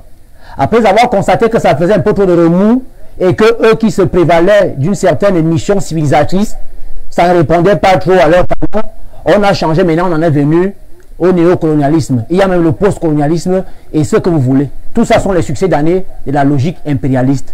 Je dis, ça c'est un fait. Mais il ne faudrait pas que les Africains fassent comme si nous avons été les premiers à avoir subi justement les affres de l'impérialisme. D'autres l'ont subi. Ils ont su comprendre qu'il faudrait approcher radicalement. Il faudrait articuler, voilà, il faudrait articuler ce que j'appelle une espèce de philosophie, un dialogue avec la mort et l'absolu. Le problème, c'est que... Allons-y doucement, un dialogue avec la mort et l'absolu, parce que lorsque vous dites la mort, je vois seulement le Maccabée. Quand je dis la mort, c'est le sacrifice suprême. Je suis en train de vous dire ceci. Le capitalisme et l'impérialisme, dans son ethos, dans son essence, dans sa signification première, a pour principal moteur l'appât du gain. La seule morale du capitalisme et de l'impérialisme, c'est la prédation. Et je pense que cela, la messe est entendue, elle est dite. Tous les grands savants africains, tous les grands théoriciens, il a bien fait d'évoquer, pour moi en réalité, l'un des plus gros, si ce n'est le plus grand historien africain en ce moment, l'un des plus gros intellectuels, Joseph Achille Mbembe, qui disait que l'Afrique noire est dirigée par un terre nègre chez qui la part d'esclaves tend à disparaître. Il est très cinglant, mais parfois, ce qu'il dit est très pertinent. C'est aussi que l'Afrique est masculée. L'Afrique est masculée. Alors je veux dire, depuis fort longtemps, les Africains se distinguent par la civilisation des larmes, de la dénonciation et de l'analyse. Il faut passer aux actes. C'est ça l'enjeu fondamental. Je continue de répéter qu'en réalité, les vraies responsabilités nous incombent à nous-mêmes. Je n'attends pas à ce que la France, la Grande-Bretagne ou l'Espagne aient pitié de moi. Si moi-même je n'ai pas pitié de moi, personne d'autre ne saura mieux s'occuper de moi-même en dehors de moi-même. Alors vous avez posé la question de savoir aujourd'hui, par exemple, ce qui se profile, parce qu'on a vu au Congo-Brazzaville, Denis Christophe Sassou Nguesso qui est en train de monter en force. Papa a créé tout un portefeuille ministériel taillé sur mesure pour lui. Bon, ça peut tromper que ceux qui sont un peu myopes et qui ne voient pas et qui ne connaissent pas la politique congolaise depuis les années 60. Comme moi je peux décrire ici. On a à côté de chez nous... Au Gabon, c'est un fait. On a Théodorine Obiangema. Au Gabon, c'est un fait établi. Bon, ici... Il y a quand même le mouvement franquiste. Il y a un mouvement franquiste et il y a des gens qui, je ne vais pas citer leur nom ici, qui croient Mordicus est dû comme faire qu'en réalité, il peut représenter l'alternative. Cependant qu'on a des dispositions constitutionnelles qui en réalité traitent des questions liées à la transition politique. Tout à fait. Mais je suis en train de dire qu'en réalité, l'Afrique est dans ce qu'on devrait appeler l'errance axiologique. L'Afrique se trompe à elle-même. Il disait que la démocratie ne nous est pas étrangère, et c'est vrai historiquement et anthropologiquement. Mais sauf que la démocratie occidentale et libérale, telle qu'ils le promeuvent aujourd'hui, ce n'est pas celle qui était ontologiquement pratiquée par nos ancêtres. C'est une forme édulcorée qui est passée par Athènes, arrivée à Rome, et puis arrivée à la période avec le Moyen-Âge, et puis avec l'ère des Lumières, la période de la Renaissance, et puis la post-modernité en Occident, qui nous est revenue et qui nous ont imposé au forceps, parce que l'agenda démocratique africain, en réalité, tel qu'il a été articulé, l'a été surtout parce qu'il y avait des injonctions qui venaient de l'autre côté.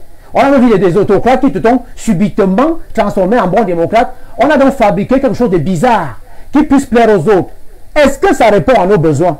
Moi, j'ai vu une république qu'on appelle l'Iran aujourd'hui. J'apprécie beaucoup ce pays. Pourquoi? Parce que voilà des gens qui ont initié une révolution politique et culturelle au nez et à la barbe de tous leurs ennemis, sous l'instigation de Ruhollah Khomeini, et qui ont essayé de faire un savant dosage entre la réalité endogène et propre des Iraniens et un petit élément de modernité institutionnelle et politique occidentale. Ils existent aujourd'hui. Qu'on peut faire avec les autres.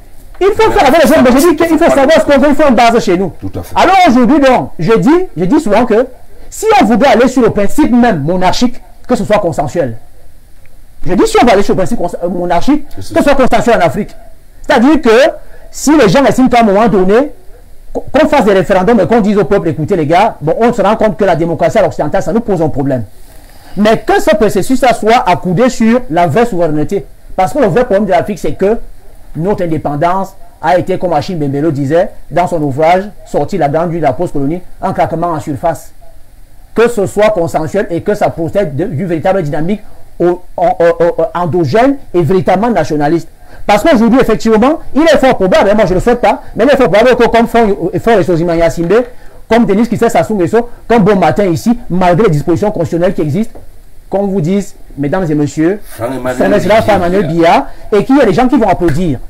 Encore qu'il a déjà assez de soutien. Voilà, c'est le soutien dans l'ordre. Je ne veux pas rien contre ça, mais je dis que si c'est consensuel et vraiment nationaliste, que ça se fasse. Et qu'on cesse de dire que, et moi je dis, je reviens là-dessus et je persiste et je signe, l'Afrique ne démontrera pas un visage responsable lorsqu'elle passera le temps à attribuer tous ses malheurs aux autres. L'enfer, c'est les autres. L'enfer, c'est les autres. C'est dangereux et c'est une jonglerie spirituelle qui n'arrange personne. Parce que depuis qu'on pleure et qu'on leur pointe du doigt, Paris, Londres, Madrid et tout le reste n'ont jamais cessé de vivre. Et malheureusement, même dans d'autres domaines, vous voyez même en Ligue des Champions quand on parle du football. Lorsque vous demandez un Camerounais, tu supposes que ton Camerounais ne va pas te dire, mais il te dit que j'attends le Barça, j'attends Chelsea. Il dit qu'il est parisien. Il te dit qu'il est parisien et marseillais. Mais si tu dis que Kepe Mazembe ou le Raja Casablanca, tu les connais, il va dire qu'il ne connaît pas. Donc il faudrait qu'on soit honnête et conséquent vis-à-vis de nous-mêmes. Vous comprenez un peu? Et moi je vais dire pour finir, c'est que pour ne pas monopoliser la parole, les questions liées à la monnaie, moi je dis, la monnaie est un succès d'année de la souveraineté.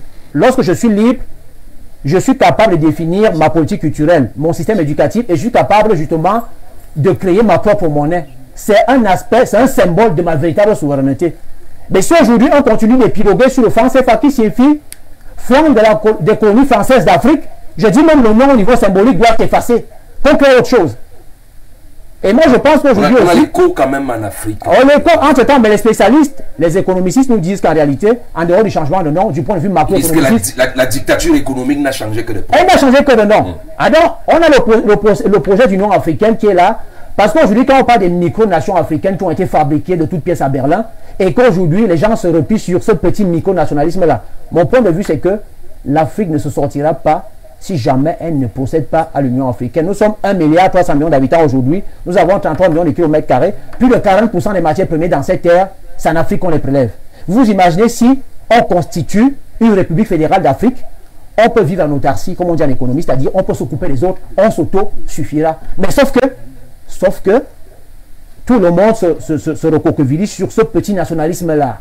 Le Cameroun, le Gabon, le Tchad et tout ça, qui ont été fabriqués. On a même vu au Cameroun, par exemple, on a des Kanouris, des gens des Haoussa qui sont autant en Nigeria qu'au Cameroun. Ça pose un gros souci. Et ça, n'attendez pas que l'Occident vienne vous dire, écoutez les gars, bon aujourd'hui, vous êtes trop bons, vous êtes trop fait souffrir, c'est bon, on arrête. J'attends rien d'eux. Il faut qu'on soit sérieux. C'est ça qui est la vérité. Merci Germain Ndi pour cette approche. Voilà, je reviens à vous. Vous, Benvolo, vous êtes un jeune politicien, vous êtes un acteur, il faut déjà le dire ici, majeur de la politique du Cameroun. Donc désormais, on peut compter sur vous. Vous avez été tout à l'heure titillé de part et d'autre en disant que la jeunesse a tout au moins un rôle primordial à jouer sur le plan politique, tant au niveau de l'éducation des masses que de cette révolution tant attendue. Est-ce que finalement, avec tout ce qui se passe aujourd'hui, on peut quand même avoir un brin d'espoir avec cette jeunesse montante que vous incarnez par exemple sur ce plateau? Ou alors on peut simplement dire, on est foutu? Non, on n'a pas à être foutu. Vous faites bien de poser cette question. Politiquement, le parti pour lequel je milite, dont je suis cadre, effectivement agresse cette question. Le problème, c'est la citoyenneté, en fait. Le citoyen, c'est quelqu'un qui se reconnaît appartenir à une nation et donc met tout en œuvre pour que cette nation avance dans le, je le dis comme on dit au quartier, sur le droit chemin, sur la bonne voie. Les Africains, puisque c'est d'eux qu'on parle, n'ont pas jusqu'ici intégré que la transformation, le développement de l'Afrique sera d'abord endogène avant d'être exogène. C'est-à-dire que... C'est possible, puisque là maintenant on est en train de s'exprimer en français, la langue des autres. J'aurais voulu qu'on s'adresse, qu'on échange ici en Yambassa et que ceux qui nous suivent à la maison soient en parfait accord avec nous, puisqu'on a encore les baccalauréats chinois, les baccalauréats italiens, espagnols, allemands. Est-ce que vous pensez qu'avec ça on peut s'en sortir? Malheureusement, à l'état actuel des choses, on ne peut pas s'en sortir. Et c'est Mao Tse-tung qui le dit. Mao Tse-tung dit, je le paraphrase, chez Aupuy, on ne va pas chercher la culture, on va chercher la technologie.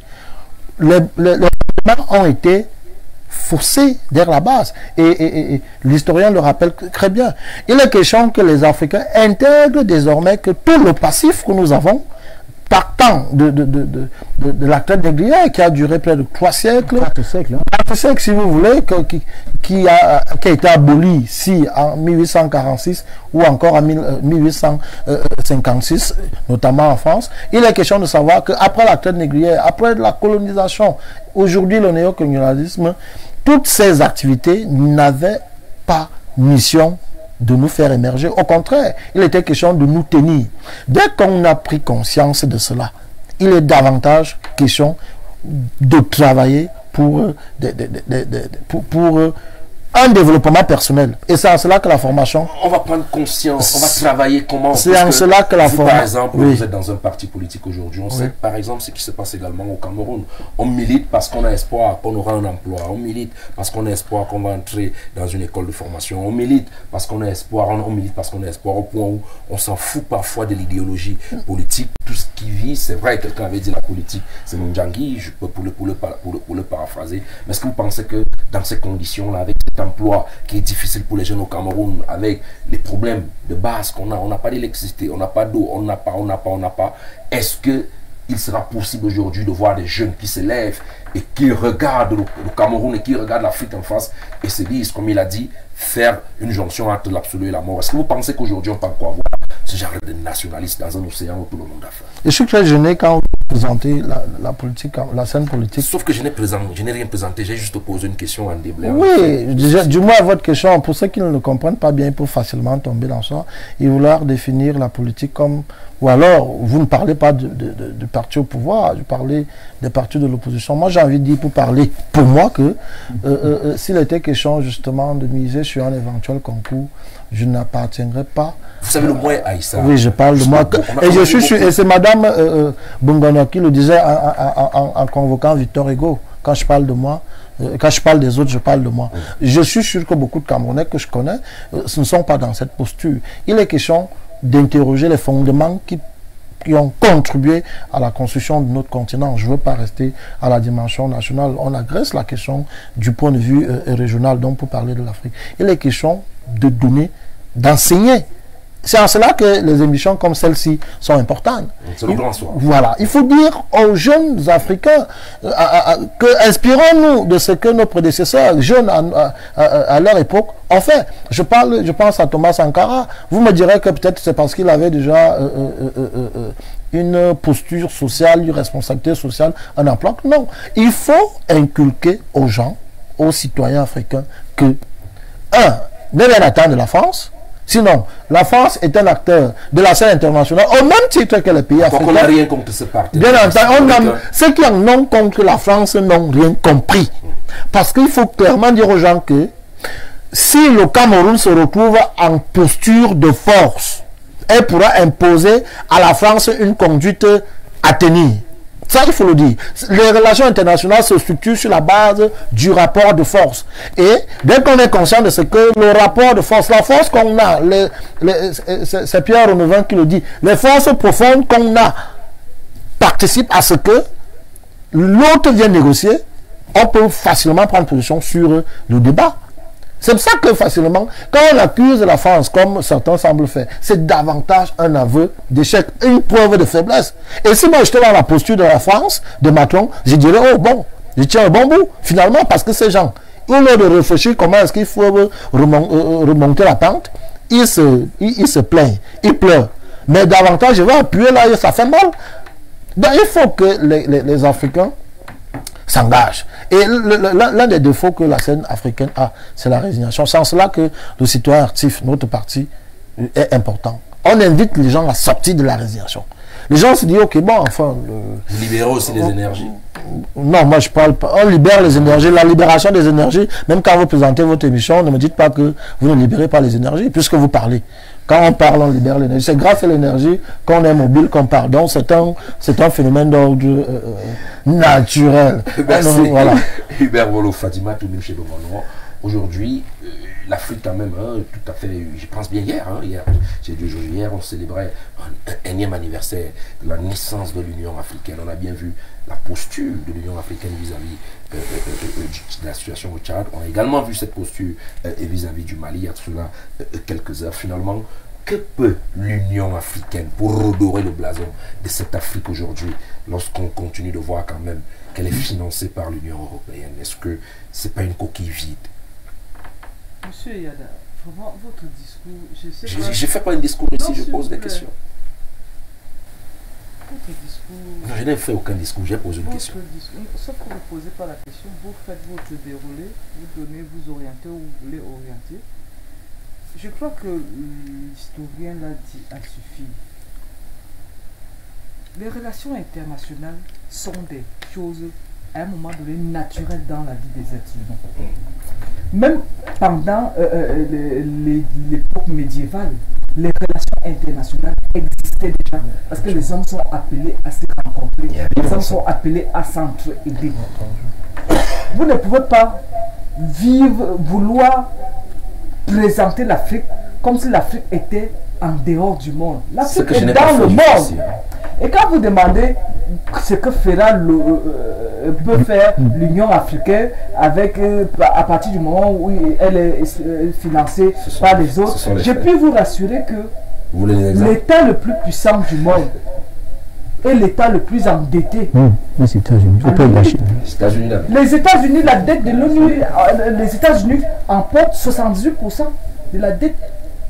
Est-ce qu'on peut voir l'impact de cette dette sur le vécu d'un Américain? Arrêtez un peu. Et le Cameroun qui est moins endetté, quand on regarde un Cameroun, on regarde un Américain. Quand vous voyez ce qui se passe aux États-Unis, quand on tue à bout portant, quand on tue, on balance les gens dans les rues avec les armes, c'est parce que les Africains, ceux-là aussi réclament quelque chose. Il ne faut pas faire comme s'il existait un État-providence. Tout à l'heure, vous avez parlé de l'emploi. Cette manière de regarder les hommes, les gens qui choisissent de faire la politique, c'est votre liberté à vous de ne pas faire la politique si vous ne la faites pas. Mais ne faites pas comme si vous allez dire que nos mamans qui sont dans les villages, les militent dans les partis politiques, c'est parce qu'ils cherchent le travail. On ne va pas faire un procès à la jeunesse. S'il vous plaît, je sais que vous avez semblé faire. Moi, je mène mes investigations. S'il vous plaît. Et j'assume ce que je dis. S'il vous plaît. Les jeunes aujourd'hui, ils sont rares, ceux-là qui s'engagent en politique par idéologie. Et je questionne encore les 328 partis politiques au Cameroun.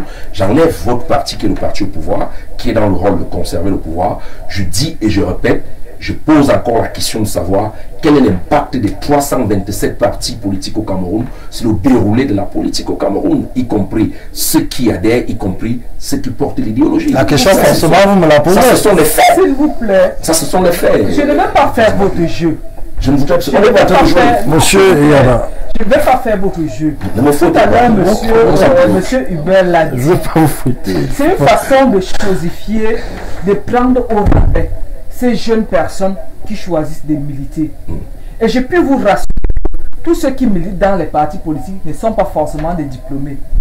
Et je peux également vous dire que dans aucun pays du monde, on ne peut recruter tous les diplômés. Tout à fait. En ce qui concerne le Cameroun a la capacité d'absorber 30% des diplômés de ce pays. Ça veut dire quoi concrètement? Que les gens ne vont pas forcément parce qu'ils veulent avoir de l'emploi, parce qu'ils veulent avoir un positionnement. Autrement, peut-être je viendrai dans... vous avez le plus grand prix de la voiture, c'est quoi là? C'est vous qui connaissez les marques de voitures. On ne va pas faire de publicité des véhicules ici. C'est pour dire... C'est la même double pied, le véhicule que j'utilise. Voilà. Vous comprendrez que ce n'est pas forcément cela. Les gens peuvent choisir de s'orienter. Et là où nous allons vers le rôle des partis politiques, je préfère encore qu'on parle de cela. Parce que le rôle de l'éducation. Et M. Jérôme l'a dit, avec emphase, à un moment donné, la responsabilité au-delà du niveau macro-étatique, la responsabilité est individuelle. Par exemple, tout à l'heure, vous avez dit, oui, on parle le français. Mais sauf que le français, aujourd'hui, bien qu'étant une langue importée, depuis 1916 qui nous a appris l'allemand, parce qu'il faut le dire, ma grand-mère parlait allemand. Ça veut dire que nous avons cette capacité-là de domestiquer d'autres langues. Et si ça nous permet d'échanger, de se faire comprendre, parce que je suis convaincu que si je parlais peut-être le Bamoun ou le Wando, c'est pas tout le monde qui me comprendrait. La langue en principe ne devrait pas être un handicap au développement. C'est nous-mêmes qui devons penser notre développement. C'est nous qui devons penser la langue devient finalement un handicap. C'est nous qui devons penser l'Afrique. Parce que si aujourd'hui, nous tous on s'exprime en français, si on avait peut-être localisé la langue le internationale, vous avez dit, je pense que FOTV le fait déjà ici avec certaines émissions en Bamoun, en Yambassa, ainsi de suite. Je puis vous dire au niveau de l'éducation de base, où je suis, j'exerce, la langue. Quand vous expliquez la leçon à un enfant, et ça c'est pour cette raison que dans chaque localité on enseigne une langue. Ce qui fait que vous, et Yada, qu'on envoie par exemple dans le Noun, à force d'être avec les enfants, avec la volonté de leur faire comprendre, puisque vous êtes supposé leur enseigner le Bamoun, vous allez vous mettre à l'apprentissage du Bamoun. Et si tout le monde essaie d'apprendre la langue de l'autre, je crois qu'il n'y aura plus cette barrière-là. Et c'est ce que l'État, c'est une politique que l'État a mis en place. Parce que même pour expliquer, vous êtes enseignant, quand parfois ça ne va pas, vous expliquez à l'enfant dans sa langue. Ce n'est pas interdit, on n'a jamais interdit cela. Bien au contraire, c'est encouragé. Le handicap devient plutôt au niveau où nous-mêmes à la maison, parents, nous évitons de parler notre langue nationale à nos progénitures. C'est bien que des enfants qui sont des autres tribus se retrouvent à Yaoundé en train de parler le Wondo. Ce n'est que tout bref. Donc, en ce qui me concerne, un pays, que ce soit l'Afrique, l'Occident ou bien, je ne sais pas, l'Asie, ne peut pas vivre à démocratie. Mais seulement, il faut savoir mettre soi-même les jalons de son développement, en sachant ce que je veux. Par exemple, la multiplicité des partenariats, en ce qui concerne le Cameroun, avant, ce n'était pas ça. C'était bilatéral. La multiplicité des partenariats avec les autres États, c'est un souci d'ouverture vers les autres et un souci de gain qu'on ne peut pas nier. Nous avons le partenariat avec la Russie, ce qui n'était pas le cas parce que vous savez que le monde était divisé en deux blocs. Le bloc socialiste et le bloc communiste et le bloc capitaliste. Et pour faire un raccourci, pour vous dire que même quand vous voyez Modibo Keïta, il était socialiste. Vous comprenez donc pourquoi le coup d'État était trop facile et validé par les autres. Parce que c'était un des guerres idéologiques. Aujourd'hui, les États africains ont la possibilité de diversifier leurs partenariats. Et là, ça devient la concurrence. Vous créez la concurrence. Parce qu'il faut toujours savoir tirer son épingle du jeu.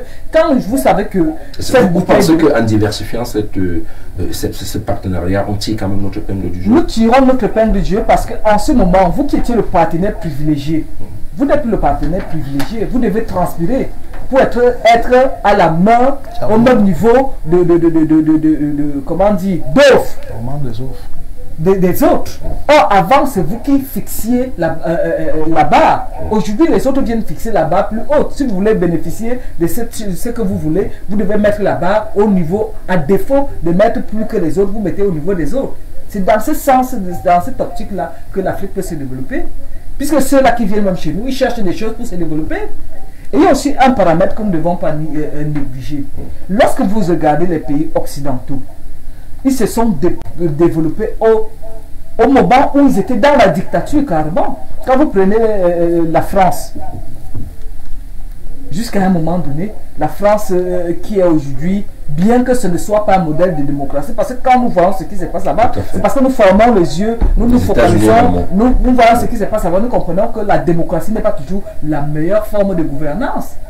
Et à un moment donné, les Africains, comme le disait M. Géron, devaient retropicaliser leur démocratie, les devaient tels que c'était pratiqué avant, par nos ancêtres, par nos parents. Il y avait peut-être, bon, aujourd'hui on parle des droits de l'homme, il y avait beaucoup de choses qui n'étaient pas respectées. Mais aujourd'hui, avec la nouvelle donne, nous pouvons tropicaliser la démocratie et la prendre en l'adaptant à notre façon de fonctionner. Par exemple, quand vous voyez ce qui se passe ailleurs, où un enfant ne sait pas ce qu'on appelle droit d'aînesse, c'est en train de nous rattraper. Or, chez nous, on savait qu'en Afrique, quand l'aîné parle, même quand le cadet a raison, il se tait d'abord. Nous prenons le cas du Cameroun pour ne pas aller trop loin. Quand la démocratie arrive, nous sommes sous plan quinquennal. Allez voir, il y a un stade Omnisport qui avait été abandonné carrément parce que les gens ont dit que c'est nous qui décidons maintenant de ce qui doit être fait. Or, c'est la même maquette pour les 10 régions. Vous voyez qu'on a d'avancer, ça nous a plutôt freiné.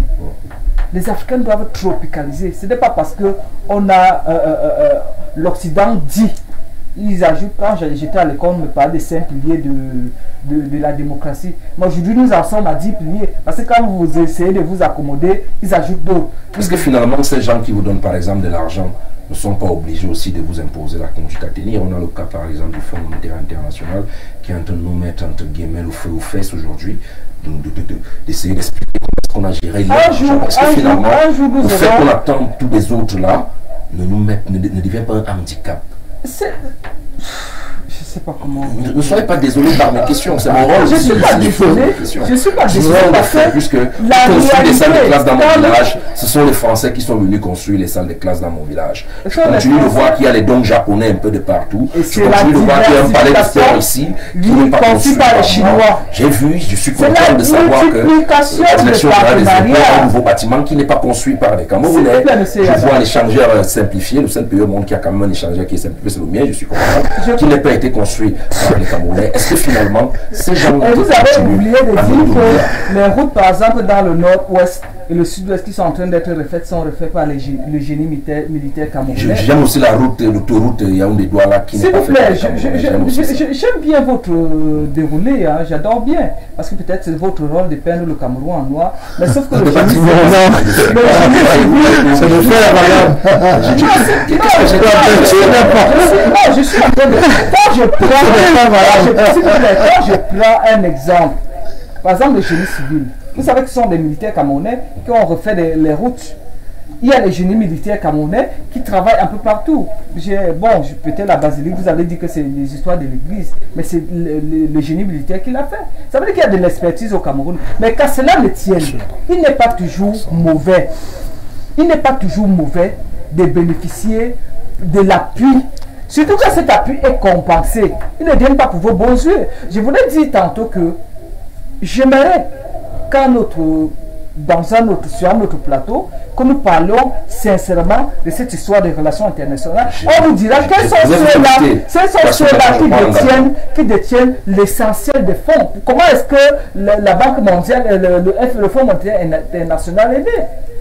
Quel est le rôle de la famille Wash? Quel est le rôle de la famille Wash? Donc vous comprendrez que sincèrement, ce sont des groupes de pression qui sont dans leur rôle. D'accord, merci. Et à nous de nous battre de sortir de cette pression-là. Bon, peut-être qu'on a commencé à nous battre en bouffant de l'argent. Ça, c'est peut-être aussi une piste de solution. Même vous, même en parlant de l'électricité, c'est aussi une bonne chose.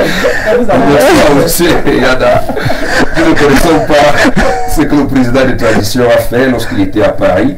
Depuis son retour, il a changé le gouvernement. C'est Soudi qui nous écrit depuis le Carrefour, mais qui nous dit nous serons les causes de cette mésentente. C'est ce qu'il dit. On a également Mbassé Brice Romuald qui nous écrit depuis l'Allemagne. Il est dans la ville de Francfort, il faut le rappeler. Et notre historien gagnerait beaucoup à s'exprimer avec raison plus qu'avec passion. Il est bien beau de faire de jolies phrases, mais il est plus important de parler de ce que l'on maîtrise. En tant que photographe, reporter, j'ai couvert plusieurs documentaires au Mali. Une question très simple, une question pour son raisonnement. Pourquoi la MINUSTAH, mission des Nations Unies pour la stabilisation, est une force militaire indépendante de l'ONU présente au Mali depuis 2014 et assiste de manière passive à tous ces coups d'État. À ce moment-là, à quoi sert la présence des forces militaires de l'ONU? J'invite notre historien à s'informer sur les événements d'Anifis au Mali. Il trouvera c'est pas au Mali. En question, je vous en prie. La France et les autres puissances occidentales maintiennent au Mali en instabilité pour mieux profiter de ses ressources. Avec un peu de culture en géostratégie, il sait qu'il est plus facile de négocier des ressources dans un pays instable. Il précise en disant ici que, et ceci s'applique également à la dame du RTPC, c'est Brice Romuald qui nous écrit, je précise qu'il nous suit depuis l'Allemagne actuellement par le touchement de notre lien Facebook. Bonsoir monsieur Yada, je suis votre débat depuis Niété, entre parenthèses EVCAM.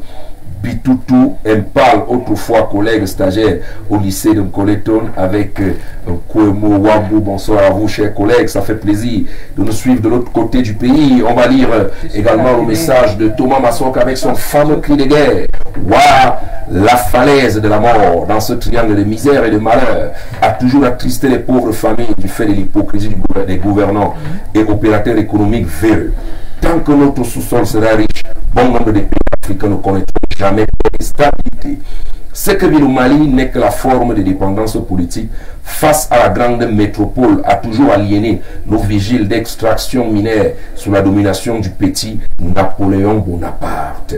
Je m'interroge sur l'Union africaine de par ses objectifs à intervenir en ces moments de crise, comme dans ce pays où les Occidentaux boivent à satiété les richesses de nos terres. Malheureusement, cette union est un éléphant blanc comme bon nombre d'investissements dans mon triangle. Finalement, à force d'être soumis à la gouvernance occidentale, nous vivons éternellement dans le remous politico-socio-économique. Il a dit des remous politico-socio-économiques à forte amplitude. Comme pour dire, dans cette Union africaine de misère et de malheur, cherchons un mode africain de gouvernance comme chez les dragons d'Asie. Une grande force a fait trembler cette Touba. C'est Thomas Massok qui nous a écrit et il est resté à son habitude. Je vais prendre également du côté de la messagerie quelques messages. Si on n'a pas lu vos messages, sachez qu'ils n'étaient simplement pas objectifs et qu'ils ne cadraient pas avec la thématique. Et on a décidé de ne plus prendre les messages qui portent atteinte aux individus qui ont sacrifié de leur temps, de leur sang et même de leur argent pour vous offrir du savoir gratuitement. Salut à vous. Il y a alternance au Bénin, Sénégal, Niger, Nigeria, Ghana. Pourquoi il n'y a pas coup d'État là-bas? Julien de Soie pose la question. Tout à l'heure, on va sortir du débat. Paul Mononga, finalement, qu'est-ce qu'on retient de cette situation énième de coup d'État, de cet énième coup d'État du côté du Mali? Ce qu'on doit retenir, avant de dire rapidement ce qu'on doit retenir, j'ai envie de préciser qu'il faudrait qu'on sache que la langue est un élément de diffusion culturelle. La culture repose sur la langue. Et alors, vouloir dire que la langue ne pose pas un problème, j'ai envie de dire que c'est très dangereux parce que Martien Toa disait que la seule chose qu'on devrait aller voler à l'Occident, c'est la technoscience. Rien d'autre. On n'a rien à aller prendre à l'Occident à part la technoscience. Pourquoi la Chine ne parle pas le français? Parce qu'en réalité, quand vous êtes étranger à une langue, ça vous vide de votre culture et tout développement repose sur la culture. On ne se développe pas avec la culture d'autrui. Et c'est l'erreur que l'Afrique est en train de faire. Ça, c'est un élément de précision que je voulais apporter. Et vous allez remarquer que le message du monsieur qui est à Francfort est très pertinent parce que j'ai eu à lire la compilation des discours de Lumumba. Frantz Fanon faisait une remarque à Lumumba. Et cette remarque peut être faite à tous ces grands nationalistes. C'est d'avoir cru que l'ONU était un instrument indépendant. Or, ils n'avaient pas compris que l'ONU est juste un instrument juridique que ces grandes puissances utilisent quand la force ne peut pas passer. Et c'est l'erreur que Lumumba a fait. Il a cru que l'ONU était une structure indépendante. Or, c'était une manipulation de toutes ces puissances. C'est la même erreur que Lumumba a fait. Il s'est accroché sur l'ONU en croyant qu'elle était indépendante. Donc, c'est pour ça que les Nkrumah ont pensé à l'Union africaine, notamment qui a été vidée de son contenu et de sa vision. Donc en réalité, le véritable problème de l'Afrique aujourd'hui, c'est un défaut d'institutions qui soient capables ou qui puissent permettre à l'Afrique de réguler ses propres problèmes, parce qu'il faut noter ici que un autre problème de l'Afrique, c'est le défaut de consensus. Quand je parle de défaut de consensus, vous allez comprendre.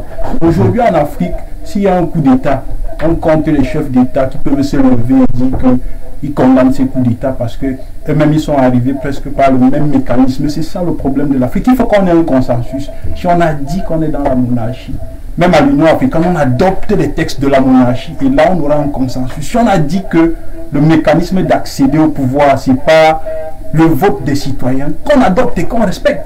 Aujourd'hui, si un président modifie la constitution pour se maintenir, il est difficile de voir un président se lever pour dire que pourquoi tu as modifié la constitution, parce que lui-même il a fait. C'est ça le problème de l'Afrique, et c'est pour ça que je dis le problème de l'Afrique, ce sont ces dirigeants de compromis. Il faudrait donc que le peuple prenne conscience et adopte la théorie de Hegel qui parle de la dialectique du maître et de l'esclave. C'est de ça que l'Afrique a besoin aujourd'hui, où le maître se retrouve en train de devenir l'esclave de l'esclave et l'esclave le maître de l'élève. Voici, on espère bien que le message va passer, parce que entre esclave et élève, ça allait un peu dans tous les sens. Esclave qui devient élève, élève qui devient esclave. Dans tous les cas, on espère que vous avez été compris à la maison et que les dirigeants également. Un autre historien, Jérôme, dit voilà, le cas est là, il est chiant. On a l'impression que la plupart des Africains évoluent dans le nombrilisme et le mapartisme. Il devient donc parfois difficile de faire remonter les bretelles à un tiers qui, entre guillemets, s'égarerait. Finalement, est-ce qu'il sera possible de parler d'un consensus en Afrique dans ce genre d'atmosphère? Oui, avant de répondre directement pour sortir de là, je voudrais simplement dire, et je dis merci déjà au conseil de mon ami qui se trouve à Francfort, en Allemagne, Monsieur Bassé, à qui je salue ici. Mais je voulais lui rappeler qu'en réalité, la MINUSCA, c'est pas au Mali, la MINUSCA, c'est en République centrafricaine. La MINUSCA, d'accord. Et deuxième chose, je voudrais dire que je persiste et je signe dans ma posture, je dis la littérature anti-impérialiste est une littérature, mais on lit à travers les perceptions des uns des autres cet angélisme avec lequel une certaine opinion africaine perçoit les rapports internationaux. Et je pense que c'est cet angélisme-là, justement, qui étouffe malheureusement la capacité d'analyse rationnelle et logique du monde par certains Africains. Il se trouve en Allemagne, je pense qu'il est assez bien là-bas, il est assis dans un salon tranquille parce que c'est des sociétés structurées. Et c'est bon de donner des leçons, mais je veux faire comprendre qu'en réalité, le monde, c'est la guerre, c'est le chaos. Chacun tire le droit de son côté et c'est une loi qui persiste, nonobstant les larmes et les pleurs. Si on n'oppose pas les actes, on ne fera rien. Deuxième chose, je voudrais revenir sur un aspect. Certains ont rappelé qu'au Bénin, au Ghana, il n'y a pas de coup d'État. Ça veut dire qu'ils sont un peu amnésiques. L'histoire du Ghana, ça a été à un moment donné une histoire de coup d'État. C'est Jerry John Rawlings, le capitaine aviateur, qui vient changer la donne. Et où, en 2000, lorsqu'il a estimé que, effectivement, il était temps qu'il a créé les conditions, justement, d'une renormalisation absolue de la situation. Et qu'au Bénin, il y a eu l'expérience du coup d'État marxiste avec Mathieu Kérékou et ailleurs. Donc j'ai l'impression qu'il n'est pas amnésique, il faudrait qu'il se cultive beaucoup plus. Là-dessus pour dire aussi que l'Afrique a un problème, je dis une fois de plus. Lorsqu'on dit qu'on doit être consensuel, c'est un problème de paradigme et de repère. Il a été adopté au Caire en 1964 le principe de l'intangibilité des frontières héritées de la colonisation. Voilà des nègres qui se sont assis, ont entériné, confirmé et légalisé la misère et le partage par des gens qui n'étaient pas venus pour notre bien. D'accord? C'est nous-mêmes qui avons décidé. Qu'on me dise que bon d'accord, il y a eu le groupe de Casablanca et de Monrovia et qui avait manipulation sous Rochema, je dis, c'est bien qu'on le dise, mais on n'a pas été les seuls à avoir subi la colonisation. Les Brésiliens, les Asiatiques, ils ont subi ça, mais ils ont rompu.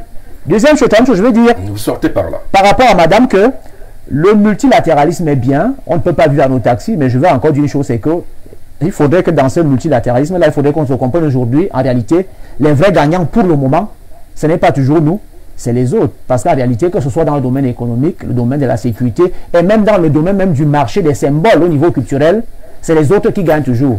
On a un forum Inde-Afrique, on a un forum Chine-Afrique, mais il n'y a pas une politique africaine des autres. Donc il faudrait que les Africains essaient de définir aussi un agenda culturel et stratégique qui leur est propre par rapport à leurs ambitions chez les autres. Voilà. Merci. On va donner la parole à la dame. Oui. Juste pour rebondir en disant qu'effectivement, je suis d'accord avec Mounouga que la langue est une marque identitaire. Parmi les instruments de néocolonialisme en Afrique, on compte la langue, comme la monnaie, notamment le franc CFA. La deuxième précision que je vais apporter, c'est Mme Bongona a botté cette question à la touche, c'est que le fait que le siège de l'Union africaine soit construit et financé par l'extérieur est une preuve de faiblesse. Merci. Et pour finir, je ne peux pas vous laisser dire qu'en dehors du RDPC, les autres partis de l'opposition n'apportent rien. Je veux dire je précise donc que les citoyens, je dis donc que les citoyens actifs du Cameroun ont forcément un impact comme beaucoup d'autres. Nous, on s'investit dans la formation des citoyens. Je n'ai même pas dit le mot RDPC, sauf comme j'ai dit. Non, vous avez dit ça. Tout le monde a écouté. Jamais dit ça. Moi, je ne pouvais pas vous laisser finir là-dessus. Fatima Toua, quelques secondes, vous allez conclure votre mot de fin. Oui, tout à l'heure, il a dit c'est l'Occident qui finance l'IA. Les pays africains participent au financement de l'Union africaine pour que les gens, que cela soit su. Pas totalement. À 20, 22%. Il faut regarder la vérité aussi à la J'ai dit qu'ils participent, participer. À 20%. C'est vous qui donnez le truc. J'ai dit quand vous dites que c'est les autres qui financent, je dis les États Tout le monde africains. finance. Les autres qui ont On dit à votre jeune politicien là de c'est un peu non. C'est la démocratie. Vous n'avez pas investi là, madame. Non, pas parce que vous étiez très pertinent. On a malheureusement conclu. Mais ce que je voudrais dire, c'est que les Africains devraient prendre conscience qu'ils doivent utiliser ce qui leur a été imposé pour en faire une force. Nous pouvons sortir du traquenard dans lequel nous nous trouvons en puisant en nous-mêmes les ressources qui nous permettront de décoller. Et il faudrait que chacun participe et que les hommes politiques cessent d'être des panteurs que l'Occident utilise pour fragiliser les systèmes politiques. Merci. Merci. Merci, madame, merci, monsieur, d'avoir répondu présent à notre invitation. Il fut beau, il fut bon. On remercie également toute l'équipe technique qui nous a accompagnés pour la réalisation de ce programme, en commençant par le superviseur général, monsieur Dieudonné Benbala, qui continue au quotidien de mettre les petits plats dans les grands pour la réalisation des programmes à Info Télévision. On remercie également la réalisation faite par Ben Valls. Aline Polobam nous a également accompagnés, c'est la directrice générale. Anissé Tomo était là-haut à la diffusion. On avait Djama ici et Mouli qui nous ont cadrés. On n'oublie pas la maquilleuse Bonon qui nous a également aidé à être un peu moins laid. Quant à moi, je vous retrouve naturellement demain avec d'autres thématiques et certainement d'autres panélistes. Et restez surtout scotchés, connectés à Info Télévision. Tout à l'heure, un journal présenté par les jolies et très belles dames de la République. Mesdames, Messieurs, bonsoir et à demain.